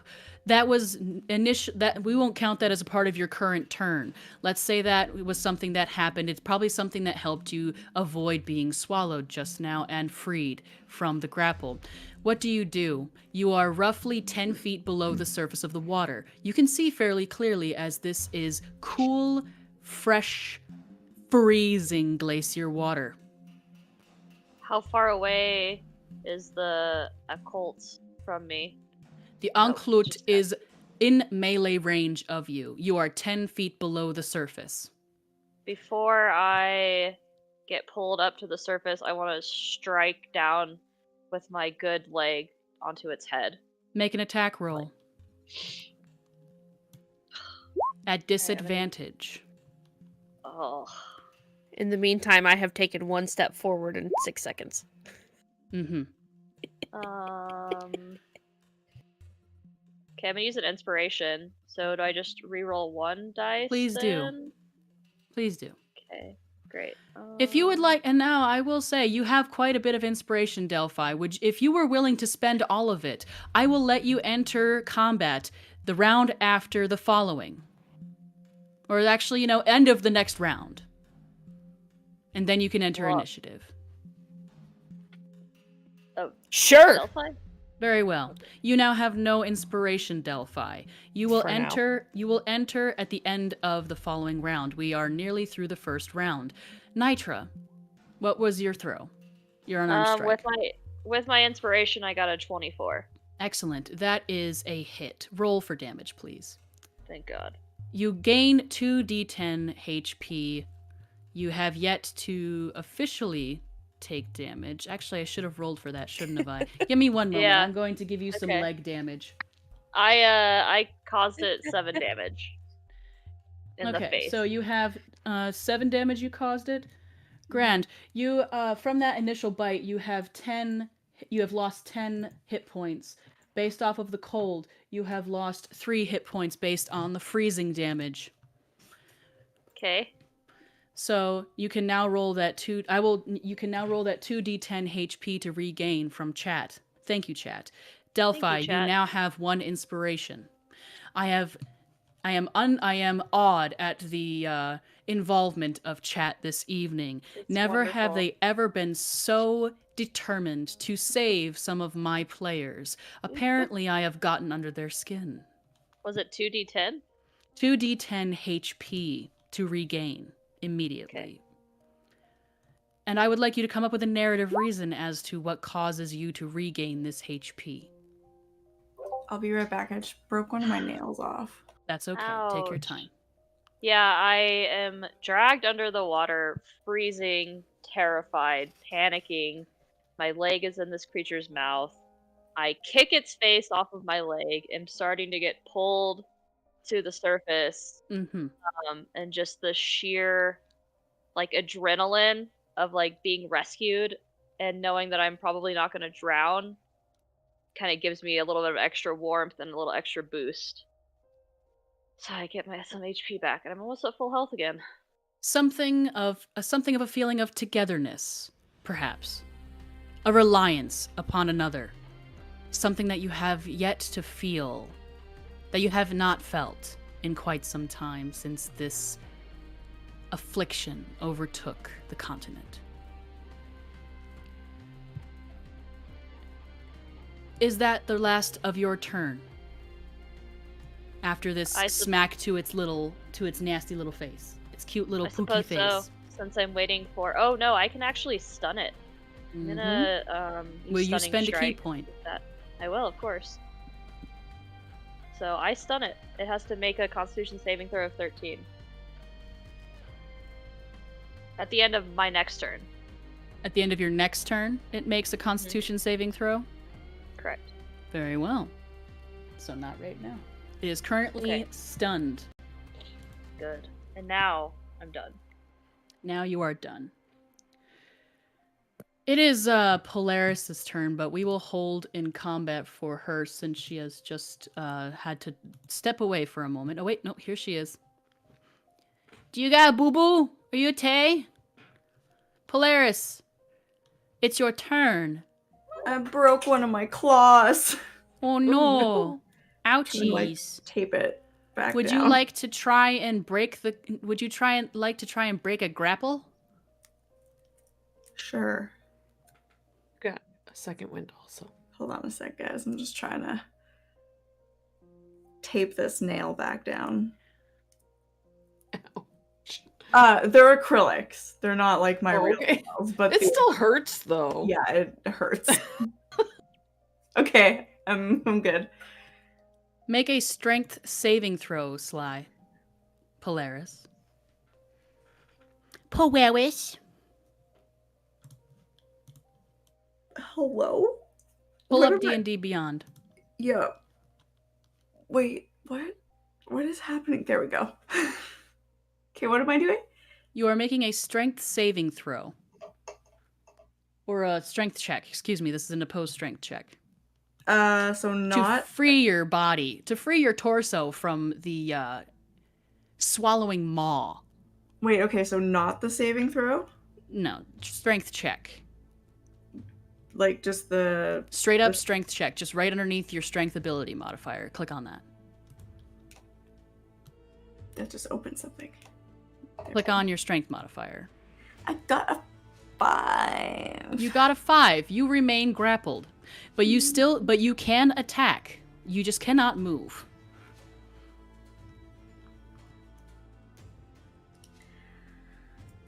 You did get a second wind, by the way.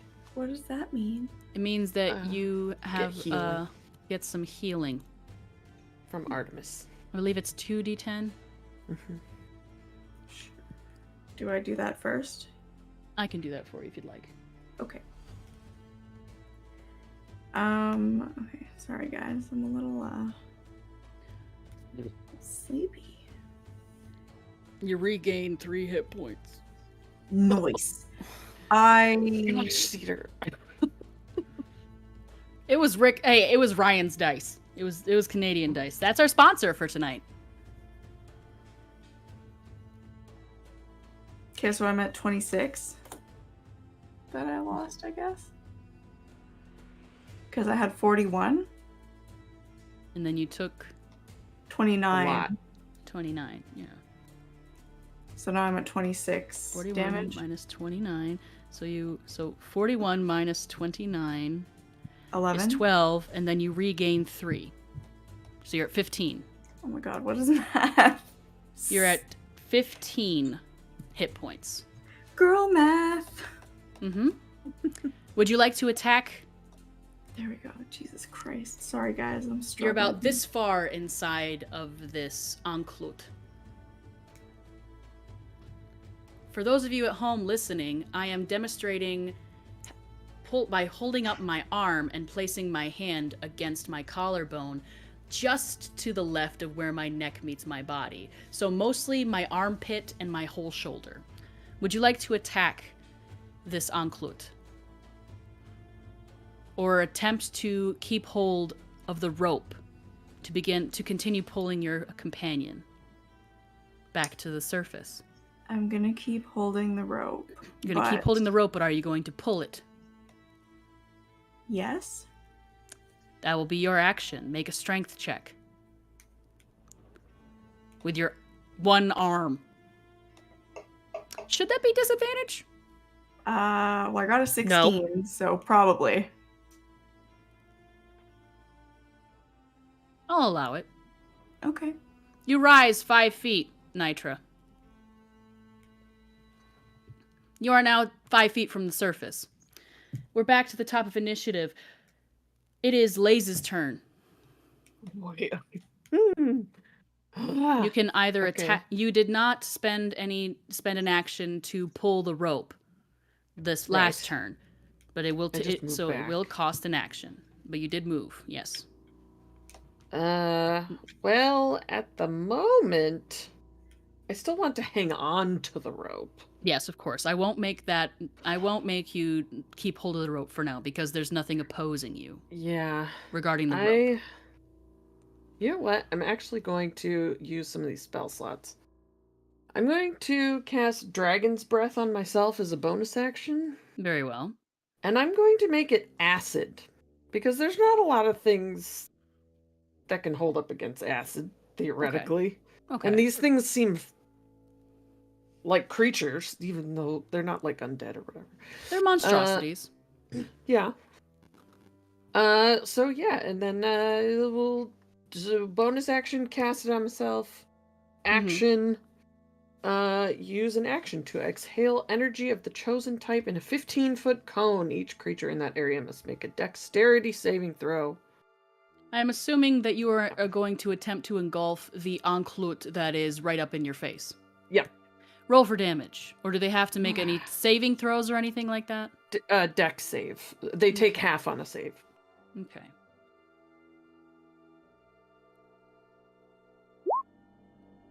Not great damage roll, but that's okay. They rolled a 14. That is a failure, so they take all 6 acid damage. Okay.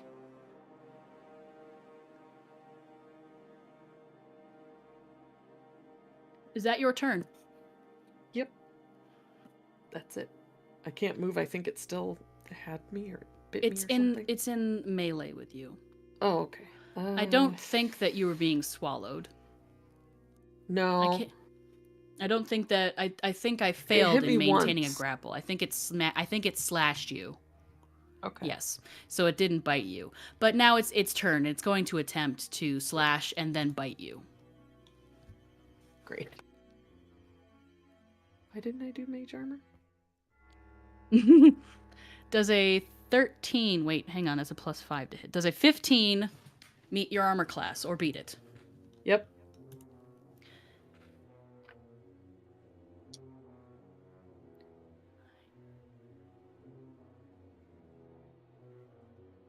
You take 11 slashing damage.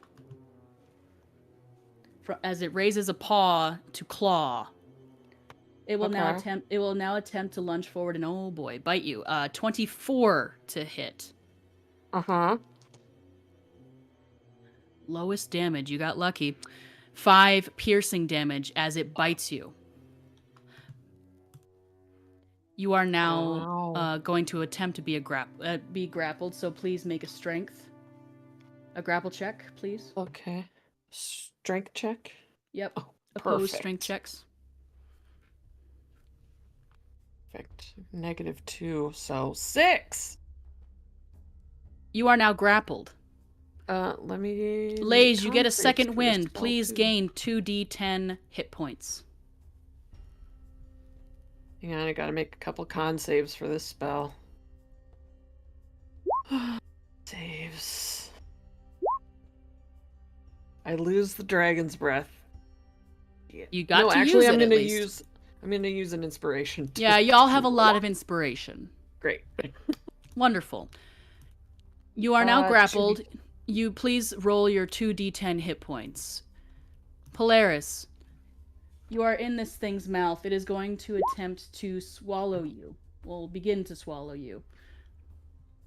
Does a 19 meet your armor class?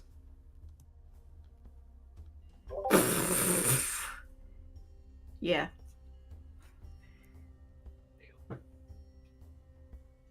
In one fell swoop, a sickening gulp, you watch, Lays, as your companion's feet lift from the ice as they are pulled inside of this creature's gaping maw. No. Its feet, her boots being the last thing you see as she disappears inside of this thing. Polaris, you are now blinded. You are restrained. And you immediately take acid damage. 4. There are some things that I can't heal. 8. 10. This is going to be total. Oh boy. Okay. 14, 18, Jesus. You take 24 acid damage. We must help to bring about the changes the gods are constantly working in the world. You grow still as you are swallowed.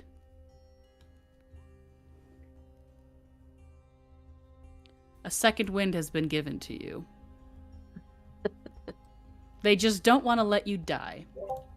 You can, now I know that you have to get going, Sly, so if you would like, you can either take this second wind or you can gift it to one of your companions. I will allow this.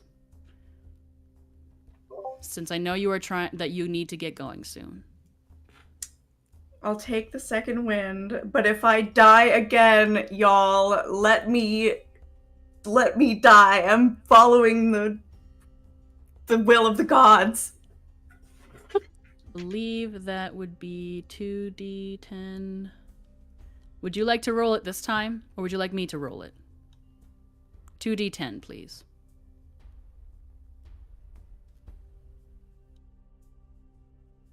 We'll come back to you.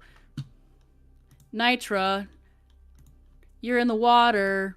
This thing's gonna make a saving throw to try and not be stunned anymore. Right, 13. It failed. It's still stunned. Great. It's just floating there in the water like... I want to kick my legs as hard as I can to try and break the surface sooner. Oh yeah, it is your turn. So yes, yeah, it's your turn. So you're going to make movement. What's your swim speed? I believe it is halved, unless you have like super speed of swim. Okay, then it is 20, I guess, half of 20. 35. You break the You're on surface. You will Great. take at the start, since you started your turn within the water, you will take an additional 3 points of cold damage. Ouchies. Hi, Shy. Okay. Question. Yes, Polaris. I'm using the frog dice. I have the like single number and then the 10 number one, like the You can D10. roll either one. The I'm supposed 10 to roll one, just count it as both, like, oh, huh? I'm supposed to roll 2 of them, right? And then just 2 not d10s, make it yes. 10? Just, yeah, okay. yes. So 9 and 5. So you regain 14 hit points. You are blinded and restrained, and you cannot move, but somehow you manage to take one disgusting, sickening, vomit-tasting breath. I'm just gonna cackle. It is not heard by your companions. That's fine. It's for me. Nitra, you have broken the surface and taken 3 points of cold damage. You see 2 additional encluits on either side of the hole in the ice that has been broken. You do not see Polaris. You see Lays is currently engaged with the other. I What do you will lay on the ice and catch my breath for a moment. You're going to climb out of the ice? You're going to climb out of the water? Drown. Yeah. Make a strength check. Oh boy. You pull yourself out. Crit fail. Crit It's a fail. 5. The ice silvery crumbles. barbs. You're making her re-roll. I don't know. You can't do that. No, I can use an inspiration. You do have lots of Yeah, you can. inspiration. I've got 1 left. Okay. let's do Roll again. it. It's a 12. It's going to just have it be a 13, but I'm really tempted to make it lower for you. That's okay. You don't have to do that. It was just one away. I can take it. I'm strong. The ice that you grab upon the edge of the flow cracks and crumbles. much like Leo DiCaprio at the end of the Titanic, you cling to this sliver of ice as it floats, trying and kicking desperately to keep yourself above water as you rapidly begin to lose feeling in your limbs. Your lip chattering, your teeth clacking, the stinging, hellish, fiery pain rising from above your knee, rapidly approaching your pelvis as your brain is sending you these messages all at once, confounded and fearful and in survival mode. You have made movement, you have attempted an action, you still have some movement left. You can swim if you want. Yeah, I'll try and swim to the shore if I'm able. To which side? Towards my companions. I guess towards Lay specifically, since they're engaged. I believe you have the ability to move your token. You have only moved 5 feet, and remember that your swim speed is half your walking speed. Okay. Do you have the ability to move your token? No, it's locked. Let me attempt to fix that.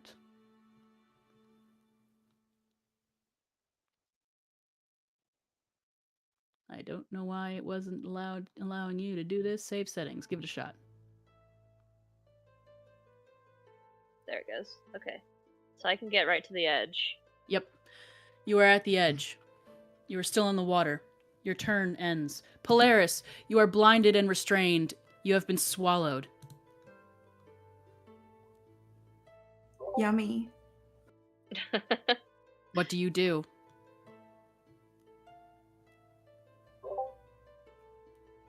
I just cackle. Honestly. Is that it? The gods are trying to speak, and I just have to listen.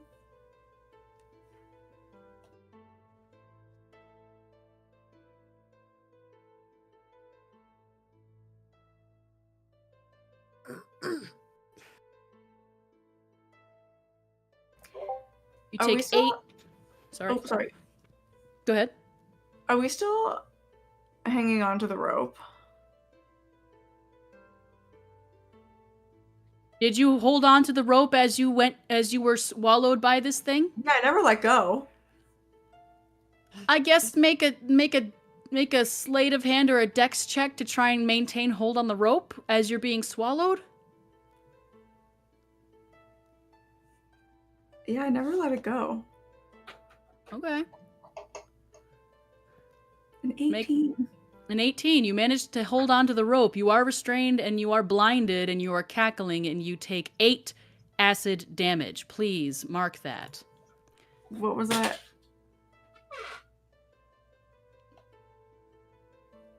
Hmm? 8 acid Out of damage 14. from being inside of its belly. From 14? Yes, take 8 out of that from what remains. 6, right? 6. Yes. You, excellent. Is that your turn? Delphi, you come skidding to a halt and lay before you this scene. What do you do? This is why you don't leave the healer behind. Well,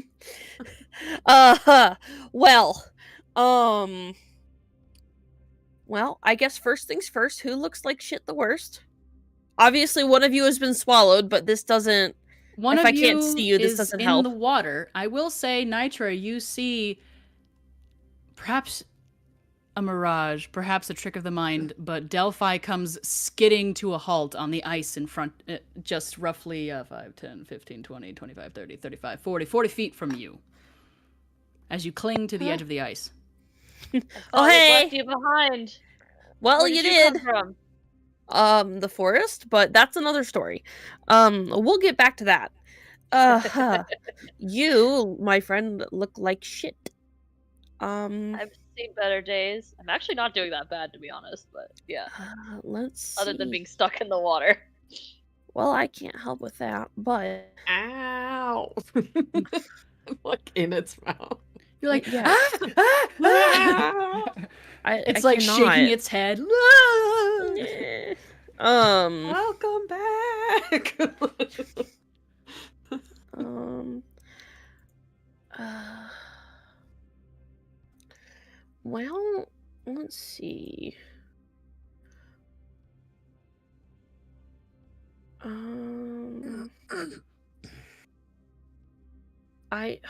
This is questionable. I suppose, like, I wish I could cast False Life on you guys. Inspiration for Nitra. Woohoo! Have any of these things been injured? Yeah. Mm-hmm. Okay, All of them, actually. great. You see Great. two standing upon the ice, and you see a dark blob beneath the water surface, roughly 15 feet below the water surface, Okay, what is floating like this.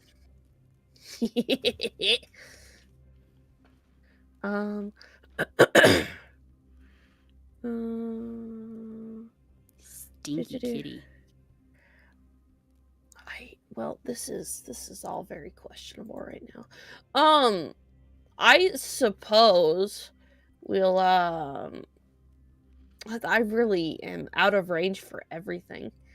You have your movement. I will allow at least half your movement. 5, 10, 15. Okay. Where are you guys? It is a race against time. I hate it. Well, you know what? In the spirit of the grave, we'll go ahead and cast Ray of Sickness Upon. on this homie. The one right. eating lays. Okay. For lack of a better explanation. Do I need to make any saving throws, or is this an attack? This is a ranged spell attack, so we're gonna pray. Make for a them. roll.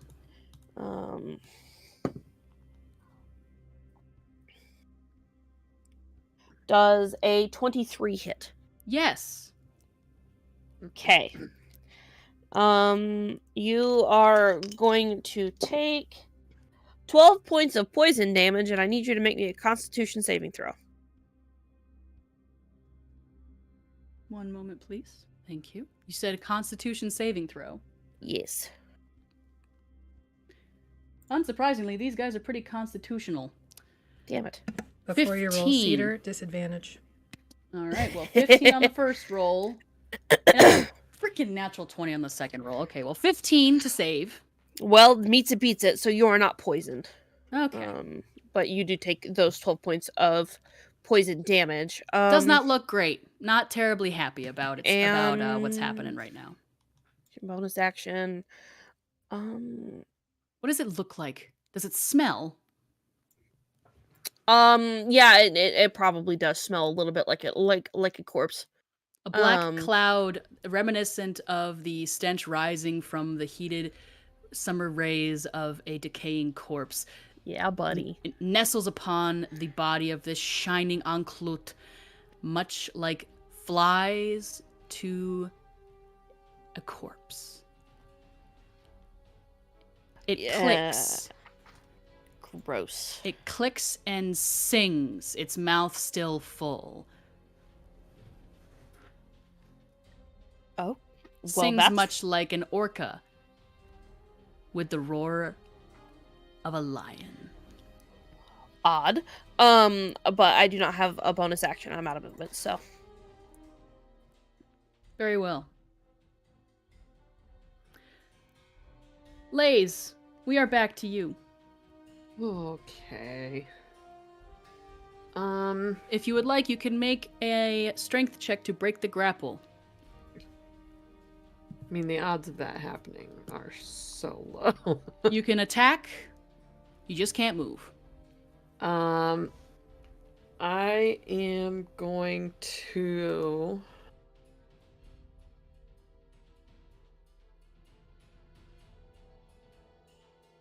If I can get rid of the other two, maybe you guys can help me get away from this thing.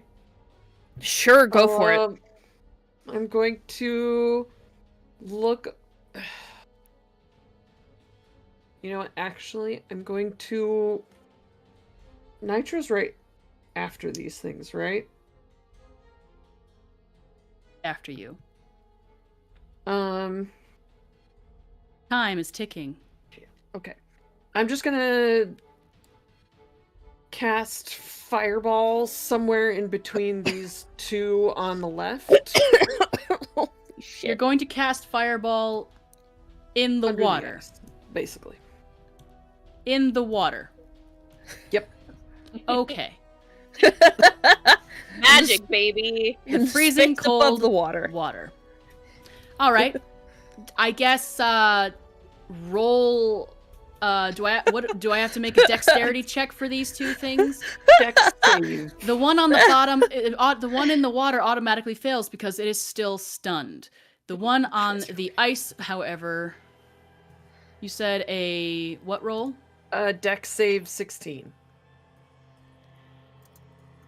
It succeeds with a 19. Okay. Half damage automatically for being submerged for the one below the water. Okay. So 22, they each take 11 fire damage. Each take 11 fire damage. Okay. Sick. That probably doesn't feel very good. Crispy. We're having sushi tonight, bitches. Crispy. I'm having fish tonight. Very well. Anything else? No. It is now the That's Enclute's turn. It lets out the one that has part of you in its mouth. There lays jumps at the sound and heat of the fireball, letting out a chickering sound, and begins to pull you towards the hole in the ice. No. Make a Bad dog. strength saving throw. I'm gonna use my other inspiration that's left. Very well. My only one. To get advantage. Hey, natural 20 for an 18 total. Not particularly strong. Said 18 total. Yeah. It was a nat 20, if that matters. You got another inspiration. Yeah, a bunch of people always tell me that a natural 20 is apparently no longer an automatic success no matter the circumstance.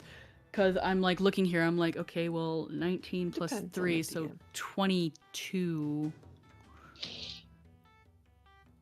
Well, let's mean- say that you're not being dragged into the water just yet there, buddy, but it is going to take a claw Imminent. at you Gotcha. to try and, okay. I think oh my god, a natural 20 hits you. Uh-huh. Okay. Sure What the fuck? does. A 20 for a 20. 11, A 14 dick points. for a dick, apparently. 14 points of slashing damage as it rakes its gigantic icy claws down your leg, attempting to get you to lose your footing so that way it can pull you down, down, down into the deep, cool, crisp darkness, the blue, gaping maw of ice. Cracked, freezing, where it seems that's probably where it has pulled its prey in the past, struggling down below the surface until they become still, drowned. But you managed to avoid that just for now. The other Enclute will attempt to make a... What was against that stun again? It was a con save? Yeah, con 13. It succeeds. Is that its full action after breaking this, or can it move? I believe it can move. I'm sure it can. Now that it's not stunned on its turn. I think It so. will make a move to swim upwards. It was 15 feet below the surface. It is now, I'm not going to put it right on top of you, but we will make the assumption that it is right under you, attempting to go for a leggy again with its stinky little mouth. High or low? If you, the one that you say will be your good leg. Hi.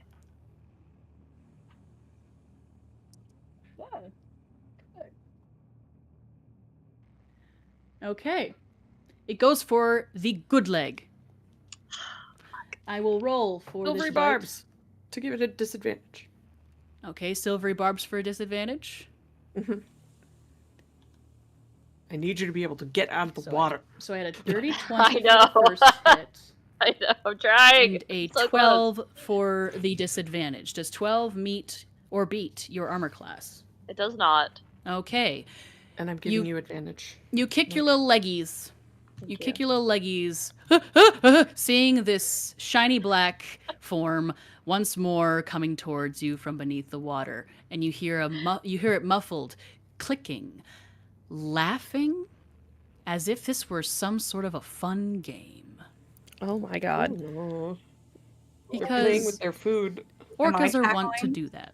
Oh yes, you are still cackling, wasting as much oxygen as you possibly can. Which, speaking of which, on its turn here. They learned it from hearing you. Oh my god. 2, 5, 7, 8, and 12. 12 acid damage is what you take, Polaris. I am assuming that you are now unconscious once more. Would you like to take this opportunity to tell us how you die? Or would you like to continue on and make death saving throws as appropriate? I mean, we can do it. We can do it properly. Would you like to stay? We can do it properly. Okay. I don't think you have to make a death saving throw immediately. I have 6 hit points left, and I just took 12 damage. So Oh yeah. So you're just unconscious for right now. You're just unconscious for right now. I'm not dead. Not yet. No, on your you turn, only die on your if you turn, take yeah, you all would of your need to have. damage. It's not like with 3.5. It was if you were -10 or more. That's when you're dead.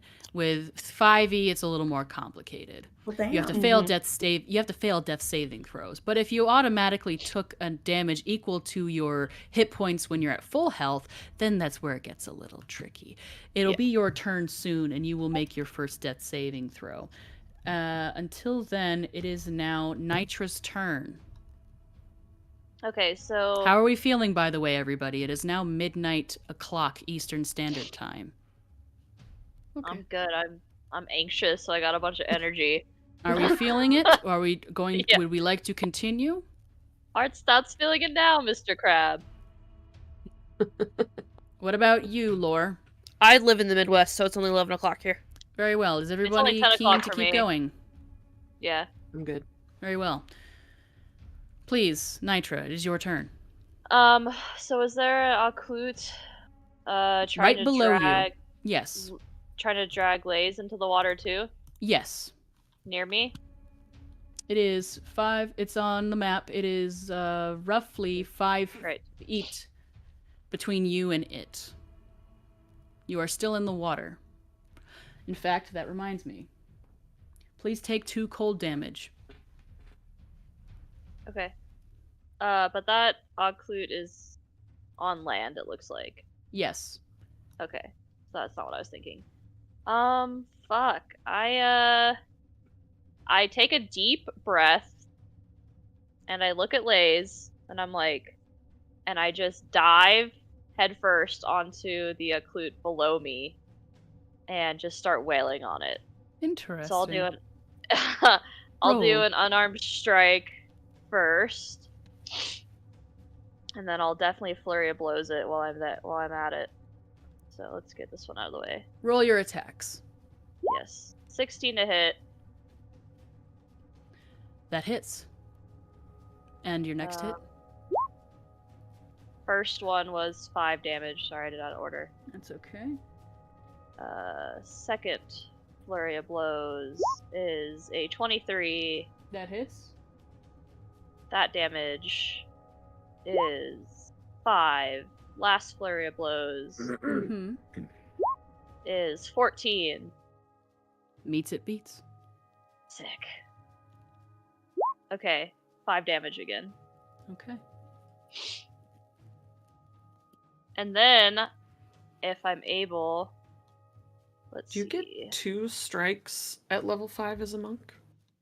2 So attacks? you get your regular Oh. attack, and if you spend a key point, you get your 2 additional. Do I have extra attack? Because you have 2 attacks. Stick, And dick, don't see bunch, it. baby. Yes. So you have 2 attacks, and you spend a Okay. key point. If you've made 2 attacks, you're allowed to spend a key point to make a third For attack. 2 more. 2 Yeah. more. Yes. Yeah. Okay, well I'll take the additional one then. That's a fail. That's a 10. That fails. I'm run out of energy here. Make a con saving throw. Ugh. What? You are below the water. It is freezing cold. You have just It done is. a hell of a lot of damage. I've got a 6. I'm gonna use an inspiration on that. I got a Normally 17. I know that people can hold their breath as much as their constitution allows them to, Mhm. but this is extenuating circumstances. Yeah. No joke. Yeah, so I got a 18. You succeed. You still Great. manage to hold your breath, but you're getting a little dizzy. Yeah. No joke. You're losing a lot of blood. Is that your turn? Yeah. Hmm. Am I able to... Well, I'm engaged, so actually, I'm gonna use the rest of my movement to swim back up to the surface and let him take an opportunity attack on me, since I can't disengage. Going to attempt to bite you. Dirty 20 to hit. That hits.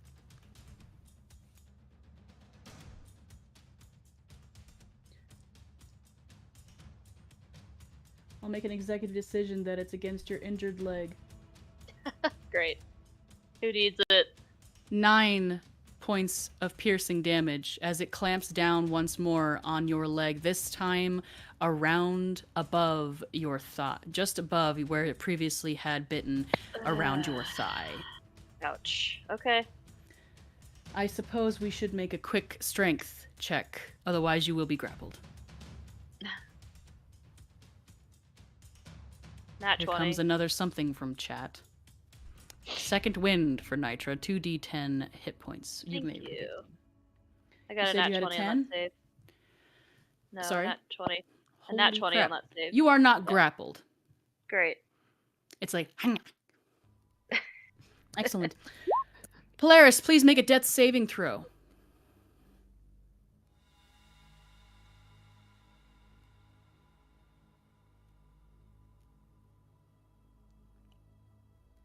You're muted, darling.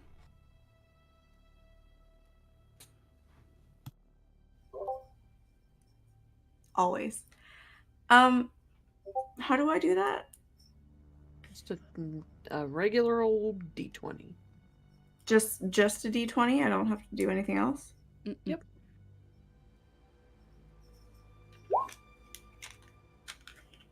Forg dice time. Maybe. They will give you an autosave for Nitra, your next roll. Second wind for Polaris. They will not let you die. Fucking goddamn! Ignore the death saving throw and please roll 2d10 hit points and take them back. Hmm.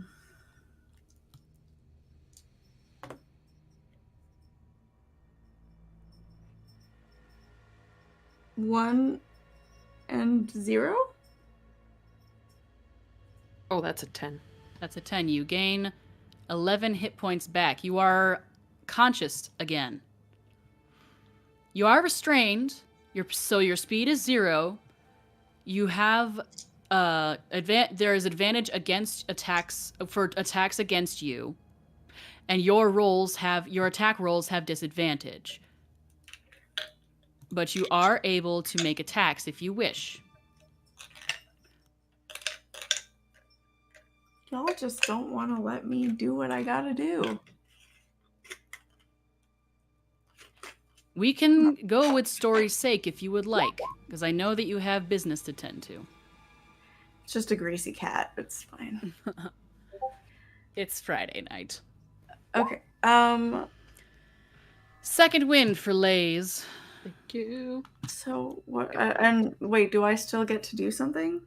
Yes, you are now conscious. You can try attempt an attack roll. You can attempt some sort of attack roll at disadvantage.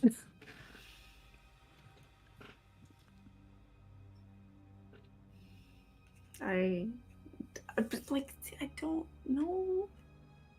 You can be a naughty food baby and you can punch it in its gut or attempt to.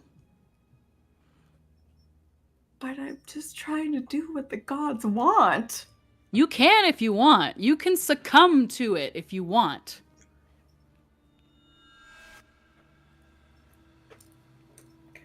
What if I cast animal friendship?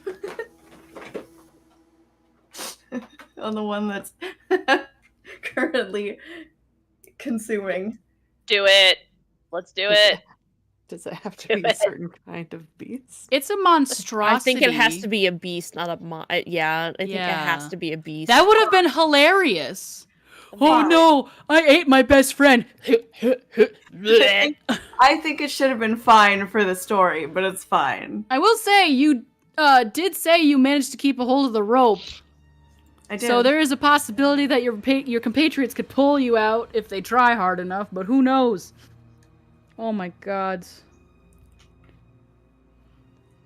I believe you can attempt to cast a spell as long as it doesn't require, like, somatic, like, hand movements and stuff. It says a if you want. beast. It's a monstrosity, so it is not a beast.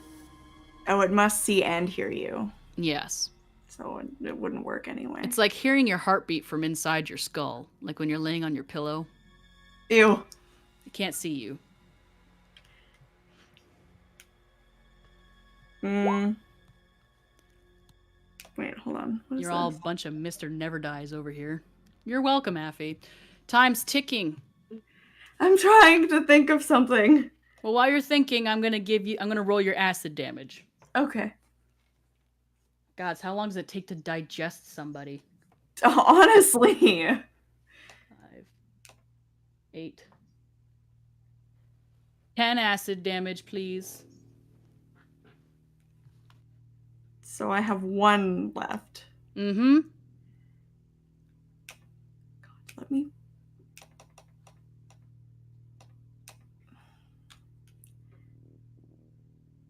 All right.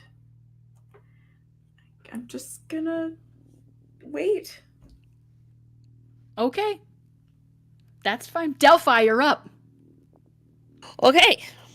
Let's see. I'm gonna cast God. If people already didn't think that I was the bad guy, they're gonna think I'm the bad guy now. I'm gonna cast Fungal Envoy. On the one that's still trying to eat Lays. I need you to make me a wisdom saving throw. Hang on a sec. Roll 2d10 again, Polaris. You've been given my a second lord. win. Oh my gods. All right. So which creature is needs to make a what? Sorry. I need you to make me actually this guy here in the water. In the water. That's wisdom got save. half of nitra in his body. Yep. Wisdom save. A wisdom save. Where is my stats for this wisdom here save there? If now was a time for a disadvantage roll, now would be it. Well, too late because I already rolled a 19. Son of a bitch. What happens? Nothing.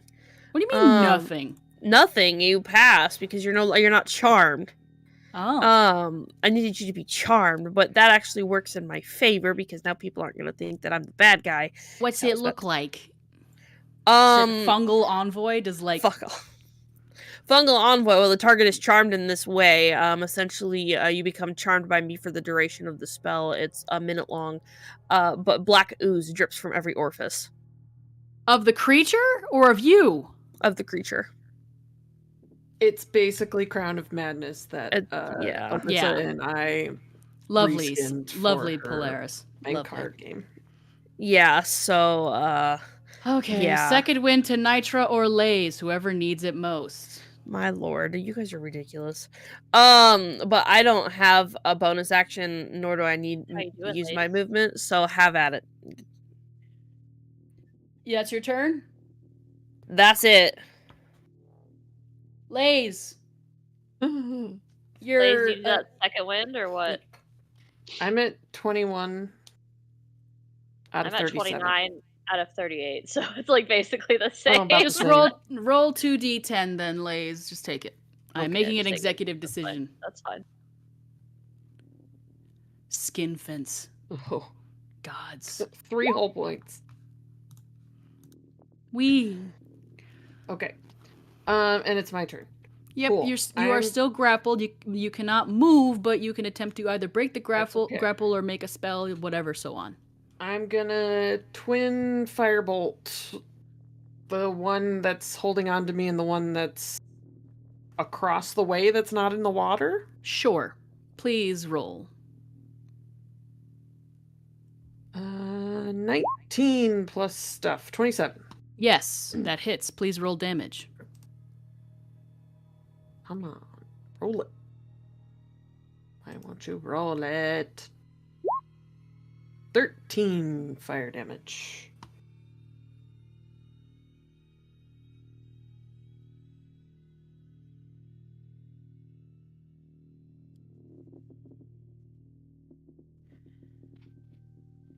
On the one that is currently got half of your shoulder inside of its mouth, how do you want to do it? Ooh, I think I just I'm half aiming at this one and the one way across, and I just one comes out each hand, and I just smash it straight into the one that's holding me face. Mm-hmm. It sinks to the ground, nearly dragging you with it, hitting the ice with a wet plop. Get away, get away, get A away. final exhale. Steam still rising from its very warm body. And it is dead. 2 remain. Is that your turn? Yeah. It is the Enclute's turn once more. This one's dead. This one will begin to engage. What is my speed again? I always forget. I keep forgetting. No. Okay. 5, 10, 15, 20, 25, 30, 35, and we'll engage Delphi. Belly swollen from its latest meal. Will attempt to slash. Does a 17 meet or beat your armor class, Delphi? Beats it. Yes. You will take slashing damage equal to that of 9 points of damage. It will attempt to bite you now. Does a 23 hit? Yes. It will deal 12 piercing damage. Please make me a strength check to avoid being grappled. Okay. Opposed strength check. I got a... Go ahead. Sorry. 19. I got a 19 plus 3. So that... Silvery barbs. Ha! I thought it was attacks, not grapple checks. One reaction which you take when a creature you can see within 60 feet succeeds on an attack roll, ability check, or saving throw. Okay, very well. How much... so I need disadvantage, you said? Yeah. It's just disadvantage. I rolled the fucking same thing. My gods, this dick dice. Well, shit. Like, I'm not even kidding. So much for that. I know. Tragic. Tried. At least That's it's a okay. reaction. Yeah. That's all right. You are now It grappled, takes us- Delphi. What part of your body would you like to be disappearing inside of this Enclute? I only chose Nitra's legs because they were most convenient. My left arm. Left arm. Left arm up to the shoulder. Pierced. Gross. Its ears flapping, flipping and twitching. Steam, heated steam, rising from its blubbery body, shining black, silky skin as it exhales. And its breath is terribly rancid from its previous meal. You're pretty sure that you see bits of penguin still stuck in its teeth as it clamps down upon your arm. Dare you? The other one will attempt to do the chomp chomp on Nitra again. I mean, actually, no. It's already got you in its mouth, right? Or did it fail? Or did it fail? I forget. No, it has me. Okay. Does a 19 Yes. hit? Yes. In a gush of water, you are swallowed, Nitra. Oh, fuck. No. Damn it. I think I'll make I'll tint the ones who have been swallowed blue as a condition. You got a disadvantage on that one, by the way. When did it show up? I already made it. Yeah, I don't know when Oh, it showed up. just-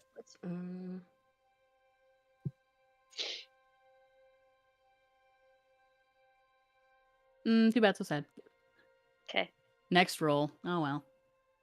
I'll accept. Okay. Fuck. Do I take any damage initially from that? Yes. Actually, yes, you do. Sorry. 3, 6, 7, 10, 14 acid damage. Ooh. Ouchies. To your body. Okay. You are now blinded and restrained. Okay, great. It's fine. Is it like out of the water now? No, it's in the water. This is the one that's in the water. I've tinted you blue for those of you who are currently inside of a creature, inside of the monstrosities. All right, that is the Enclut's turns. Nitra, you are blinded and restrained. You will have disadvantage on your checks, attacks, and saving throws. Okay. What would you like but to do? I can still make them, right? That's Yes. great. Yes. So when I got a second win, so I'll take that. Mm-hmm. Let's do that right now. Mm-hmm. I got 16 back, so that's great. I will try to like superhero punch its mouth, its teeth out. Make an From attack behind. roll with disadvantage. Okay, that's fine. That's fine. I get to make 2 attacks. Oh, so- You would have advantage from the silvery barbs. You're right, so it's neutralized. Mm-hmm. Okay, well, it fails. Let's try my second attack. Does that carry over to the second attack or just the one? Just the one, Okay.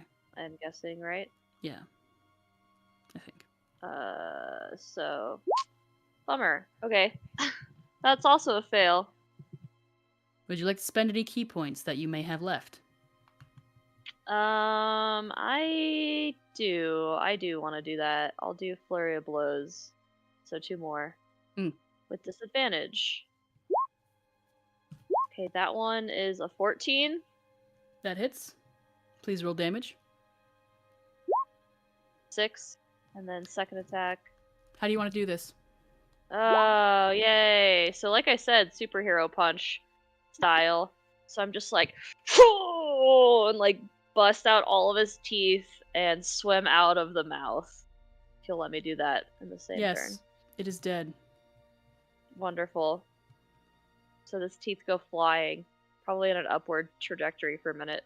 Yep. They just go bloop. Probably bonk you in the head, but it doesn't hurt. Oh man. I grab one and take it with me. I'll allow it. Souvenir. Is that And I the start end swimming. of your Start turn? swimming to my turn with the rest of my movement. Okay. Kickity kick kick kick. Are you? That's it. Excellent. Okay, Polaris.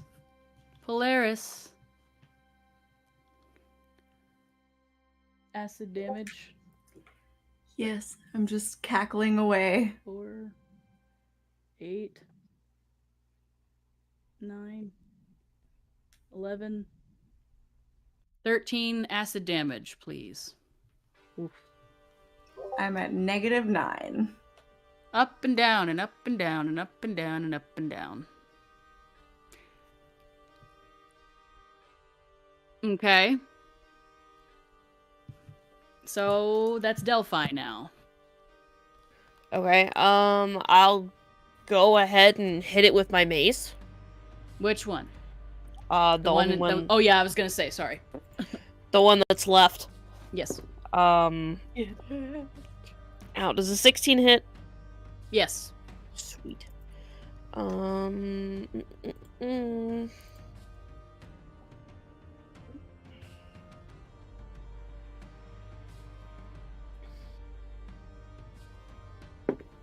For 8 points of bludgeoning damage. How do you want to do this? I just want to blast its fucking teeth in. I literally just want to knock its teeth in. Mostly because it has a hold of my arm. I love how So- we went opposite directions with the teeth. I went from inside and you went from outside. I just want to crash through that shit like a really uncomfortable rib cage. And just swing my mace all up and through it and up through its snout.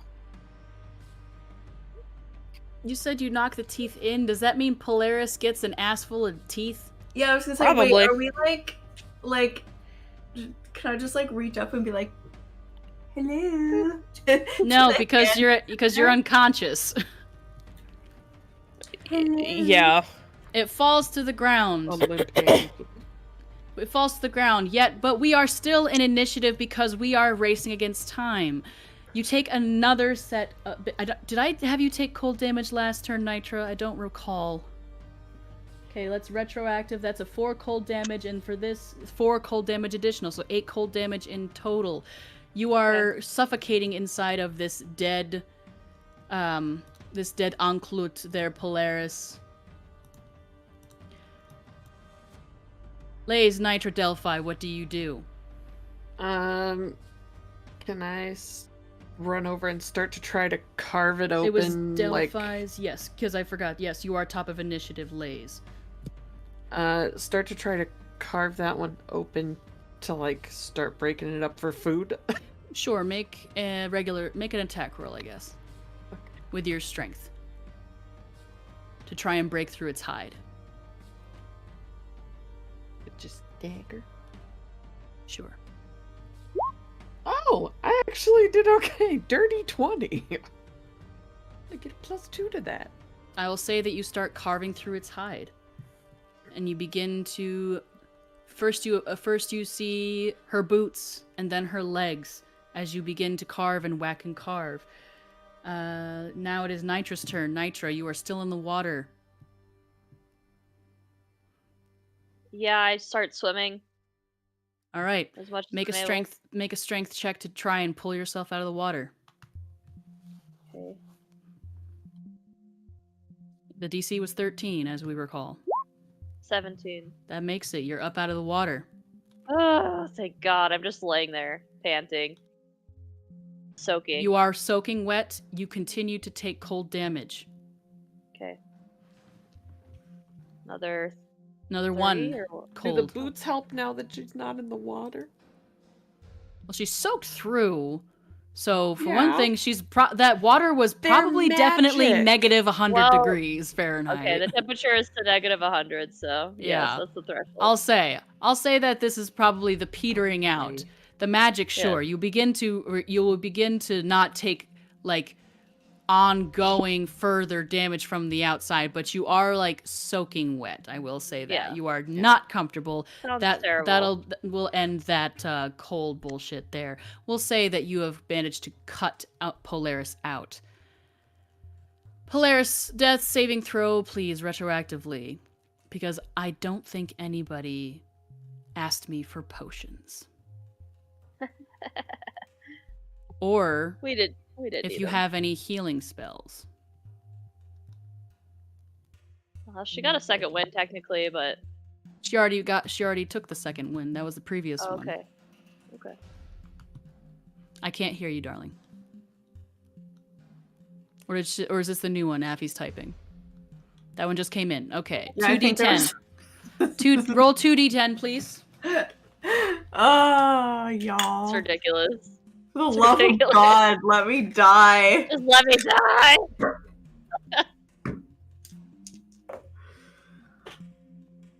Ugh. We're still hanging on to the rope. 13.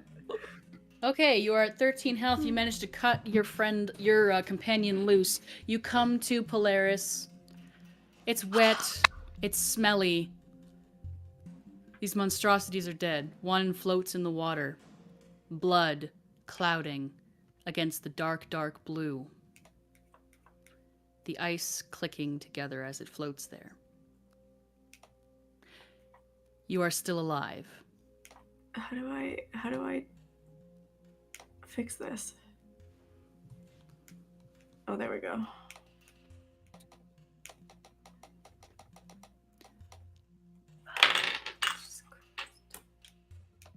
All right. How are we feeling, everybody? Do we want to continue? I'm pretty tired. There's not a whole lot left, I will say that. Shall we start the wrap up then? I can just cut the last encounter and make it in just get straight to the lore bit. I do have a hard out in about 25 minutes. That's okay. As you can see, I have moved you. This is merely don't assume combat. This is merely just for looking now. Don't worry about he who lies beneath, as the Gerblins called him. We don't need to think about that right now. That's possibly a story for another time. We'll say that you take some rest, you need to find shelter. You see these overhanging rocks along the horizon. You manage to make it. Burning with cold, stiff, and in pain. Just barely alive. But you're still alive. In an icy snowdrift, you catch sight of what looks to be a 45-foot long longship, much like we today would call a Viking longship, a Scandinavian-style longship. Its mast long since broken, its sail long since carried away in the wind. This may be shelter. Do you approach? You approach. Frozen, solid, most of this boat is. If you look at look at the map, you will see that there is indeed a trapdoor. Iced over. You can attempt to open it, if you'd like.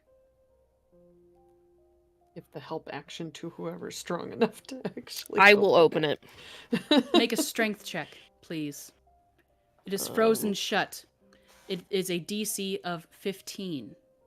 I'm going to give myself guidance. And you have advantage as well as guidance with the help action.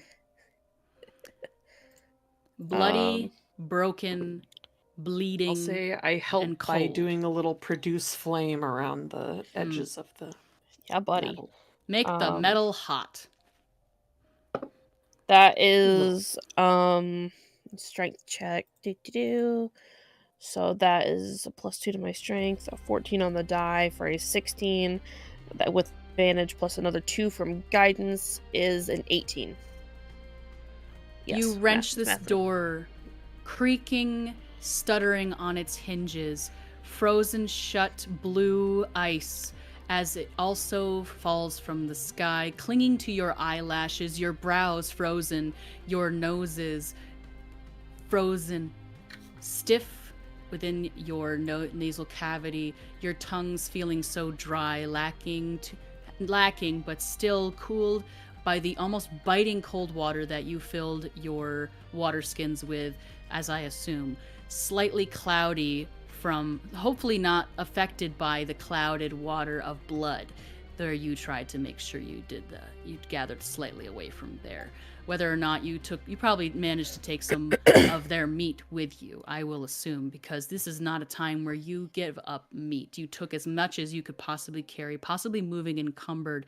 You wrench this trapdoor open in this lone, long ship, and inside, who has dark vision? 120 feet.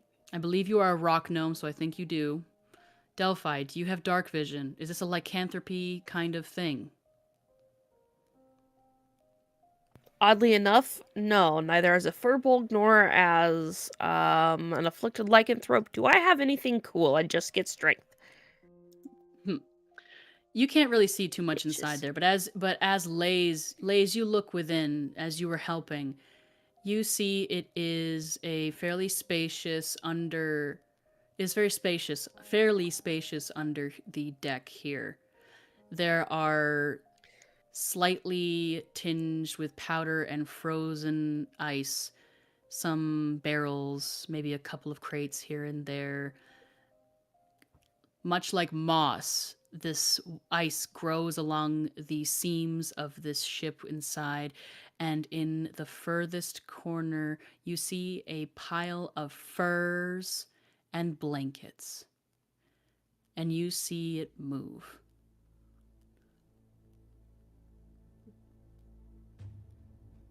What do you No, do? ma'am. Get a Nope. produce flame ready, but maybe also light it up a little down there so we can see better.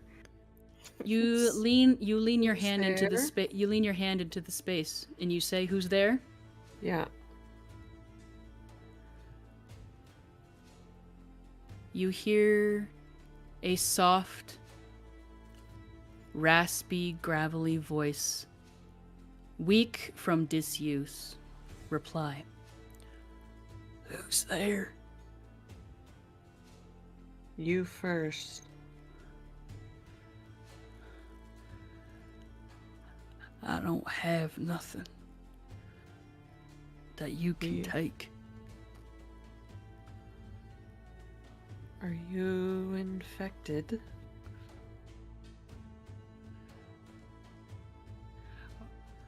"I don't know anymore." Inside check. Go ahead. You can't see him. No, I know. 2! You're not sure. I don't know. Can I do Is- the Mm-hmm. detect poison and disease? Go ahead. Did it do it? What does that mean? You come to the realization, as you have kind of before, that this isn't necessarily a disease as one would classify it. It is more like an affectation. You do not detect disease in the immediate vicinity, or poison, unless somebody has something that's poisonous on their person.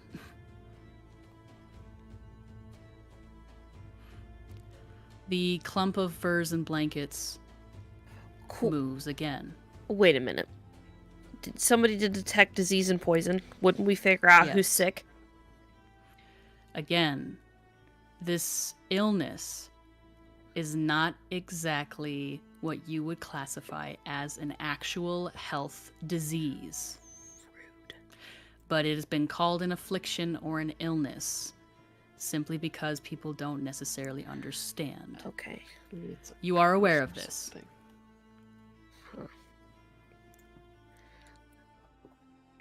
Don't you just stay under your blankets there, little blanket man.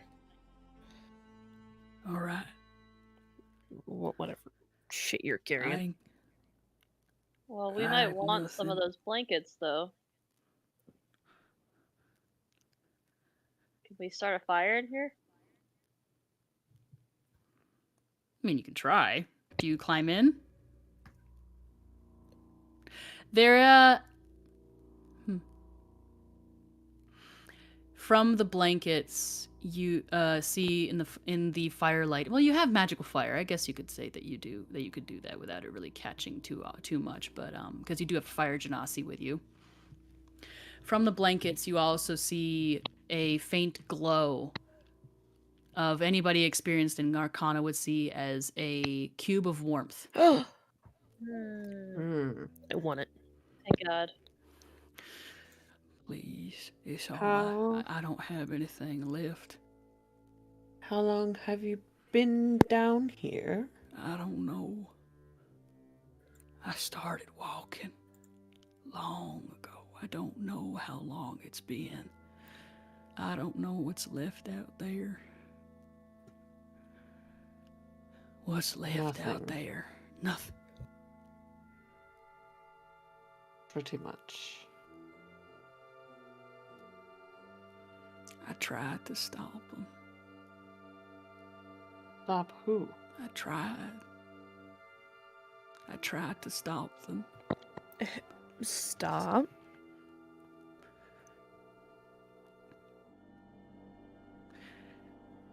She was playing with things.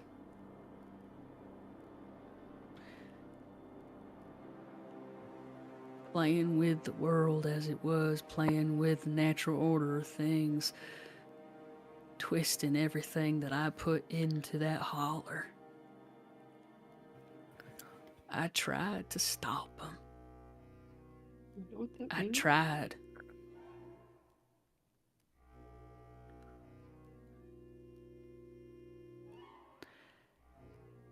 From the blankets emerge, you see a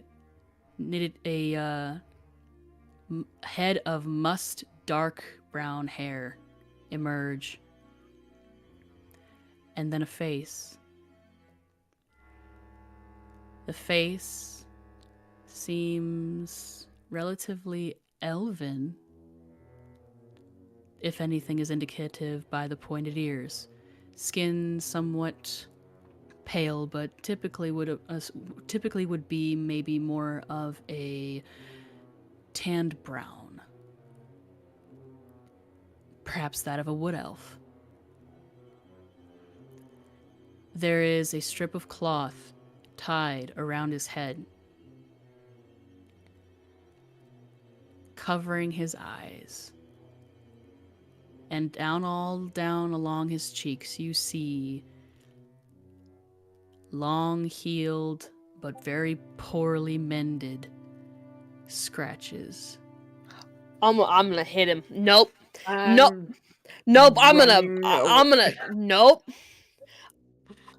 I'm not running away. I'm gonna kill this man. I It's like some tried. other shit. I tried to keep them from spreading it. I tried to keep it from spreading. What is it? It's her. Who? It's her.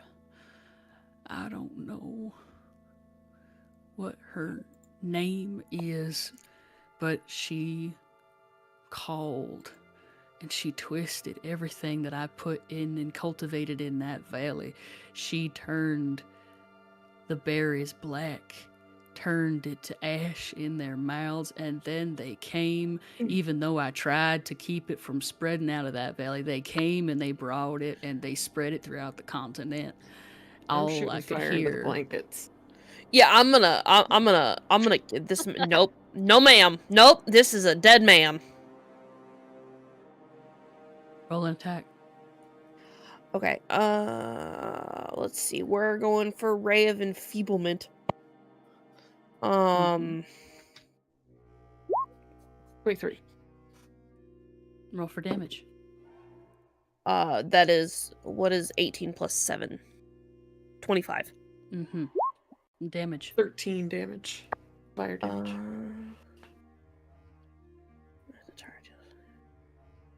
Oh, no. This is the debuff in case he gets up to try and attack us. This is a debuff. Okay. Homie can do nothing. Have a seat. He's already sitting. Well, he's gonna stay sitting if I have anything to say about it. Okay, Lay so down. like the blankets are on fire now, Lays? Yeah, yeah. It's hide and wool. One of the blankets does kind of poof up a little bit. He doesn't seem to react over much.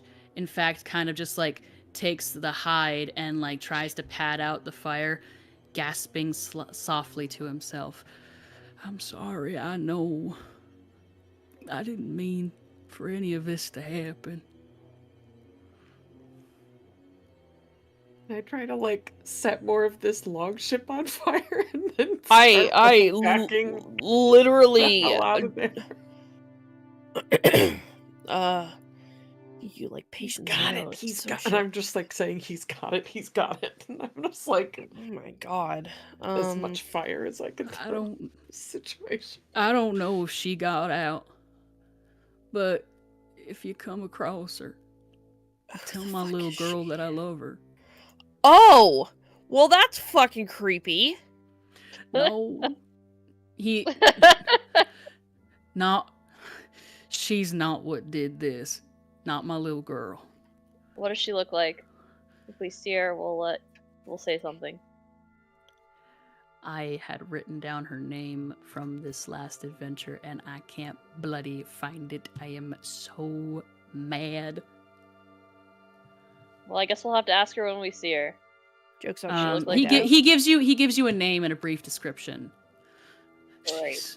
Helpful. She was, last time I saw her, she was maybe 4 feet tall, reddish black hair like her mama. She lived in the hall, or I ain't seen her. I left so that way I wouldn't do anything else, that it wouldn't happen, but they spread it. That damn party came in and they took the berries and then they spread it all over the continent.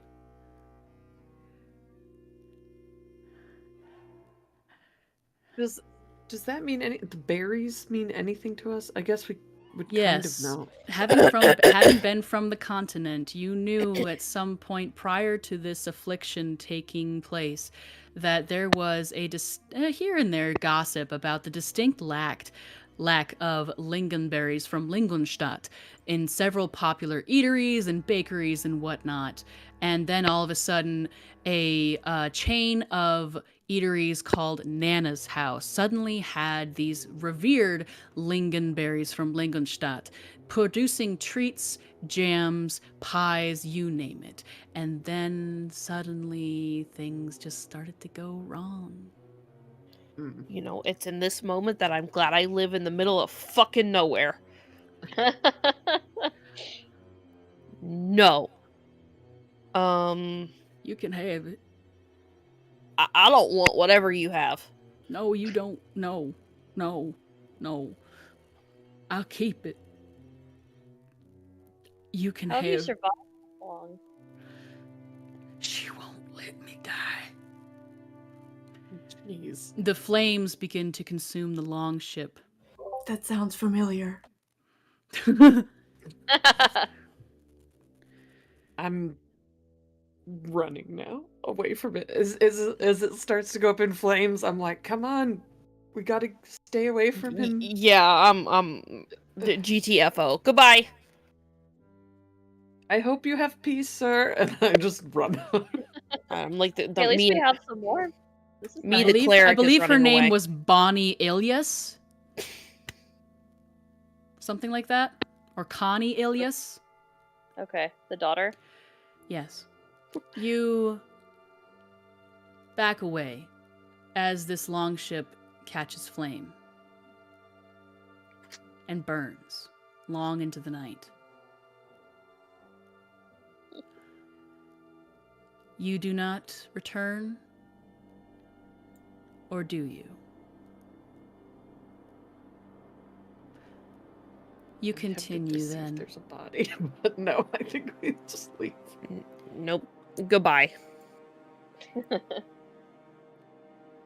And we will pull away. As far as you can tell, maybe the last. In this freezing Arctic scape. relying on each other, suspicious, mistrustful. One of you has to have it. One of you most definitely has to have it. But as you walk roughly 10 to 15 feet between all of you, a square into the blinding white of the Hellway, you continue to explore, heading somewhere further north, perhaps, towards a distinct feeling of warmth. What becomes of you, we are not sure. But as we pull away as the audience, we see that this northern region of this planet remains white against the blue of an ocean, vast oceans around the curves of this planet, and continents completely overtaken by fire and blackness. But the northern circle stays white. As we sail along through realm space, alongside of a spelljammer whose name is carved onto the side as the Jambition. Behind, trailing a set of carts, 2 carts, pulled by golden boars.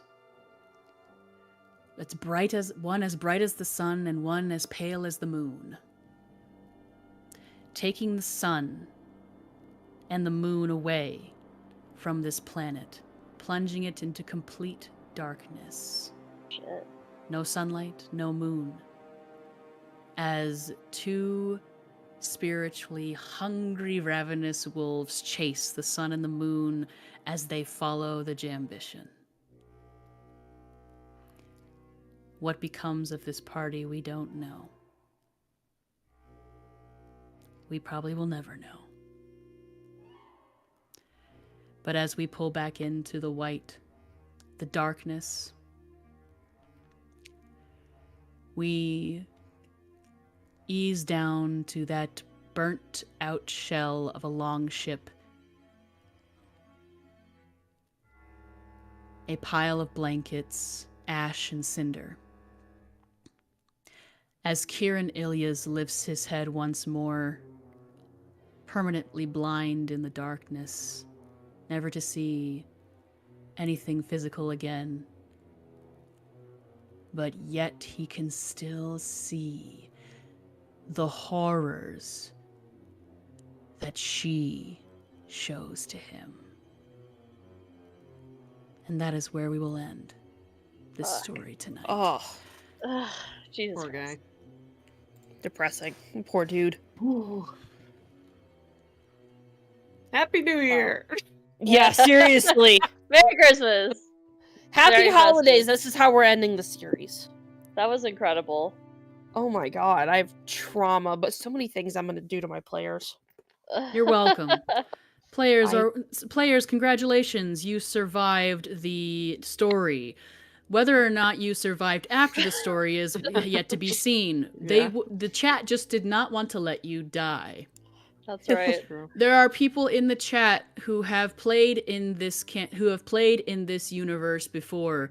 There are many light bulbs going off, I'm sure. People who recognize, people who theorize.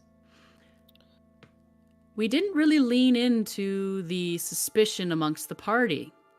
Mm-mm. We didn't have time. We all. were fighting for our lives. I think I feel like everybody thinks that it's me, and I don't know how to. I'm sick, yes, but not like that. I think it's We'll hear theories now. Go ahead. Yes. Delphi, who do you think it was? Polaris. Polaris, who do you think it was?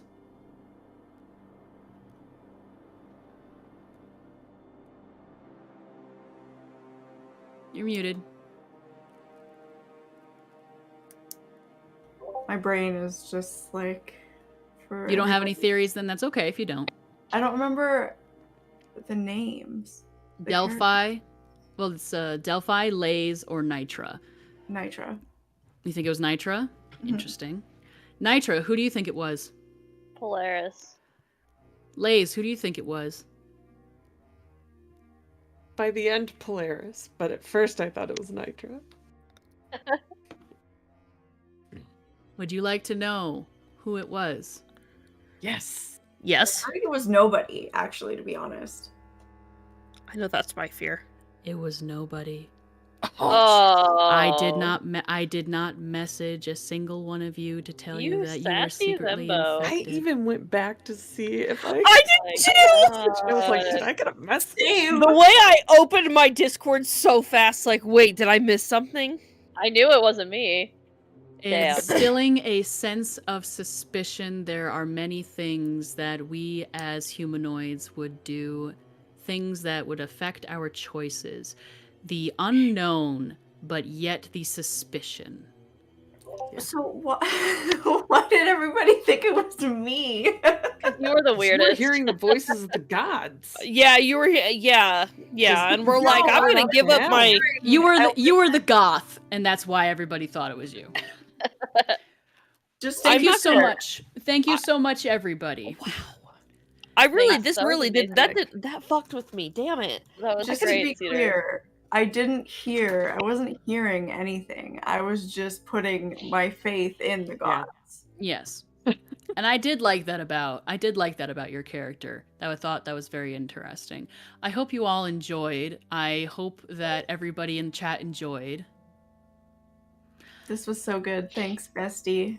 This has been a long time coming. I wanted to do this one initially during Spooktober, but I mentioned it to Lols, and I was like, it's kind of wintry though, so should I wait till the winter one? And they were like, yeah, you should wait till the winter one. This has been in the works for quite some time. You are reaping the benefits and the consequences of other players' actions in this universe. I like this universe that I have created for myself. It's my little brain puppy. Your choices have consequences. Remember, players, whenever you play with me, everything has consequences. Even if it's a silly little game, as long as it's in this universe, I will remember. My dear friends, Affy, take it away. Affy, congratulations once again for meeting and beating the goal again. Well, don't congratulate me. Thank you to everybody who donated. We'll be doing the draw on probably the 2nd. So you still have until the 2nd to get those donations in. Every little bit helps, and you'll still be in the wheel of names. So thank you so much. And stick around for the raid. We're going to go raid the Mind's Eye. He's one of our co-streamers, and he's got a voice that could melt butter. So give him a follow if you have not already. And thank you, players, for everything. Thank you, Cedar, for another spectacular, creepy game in your universe. Can't wait for the next one. Thanks for having me. Have a good night, everybody. Till next Good time. Good night. Good night. Good night, Sleep guys. well.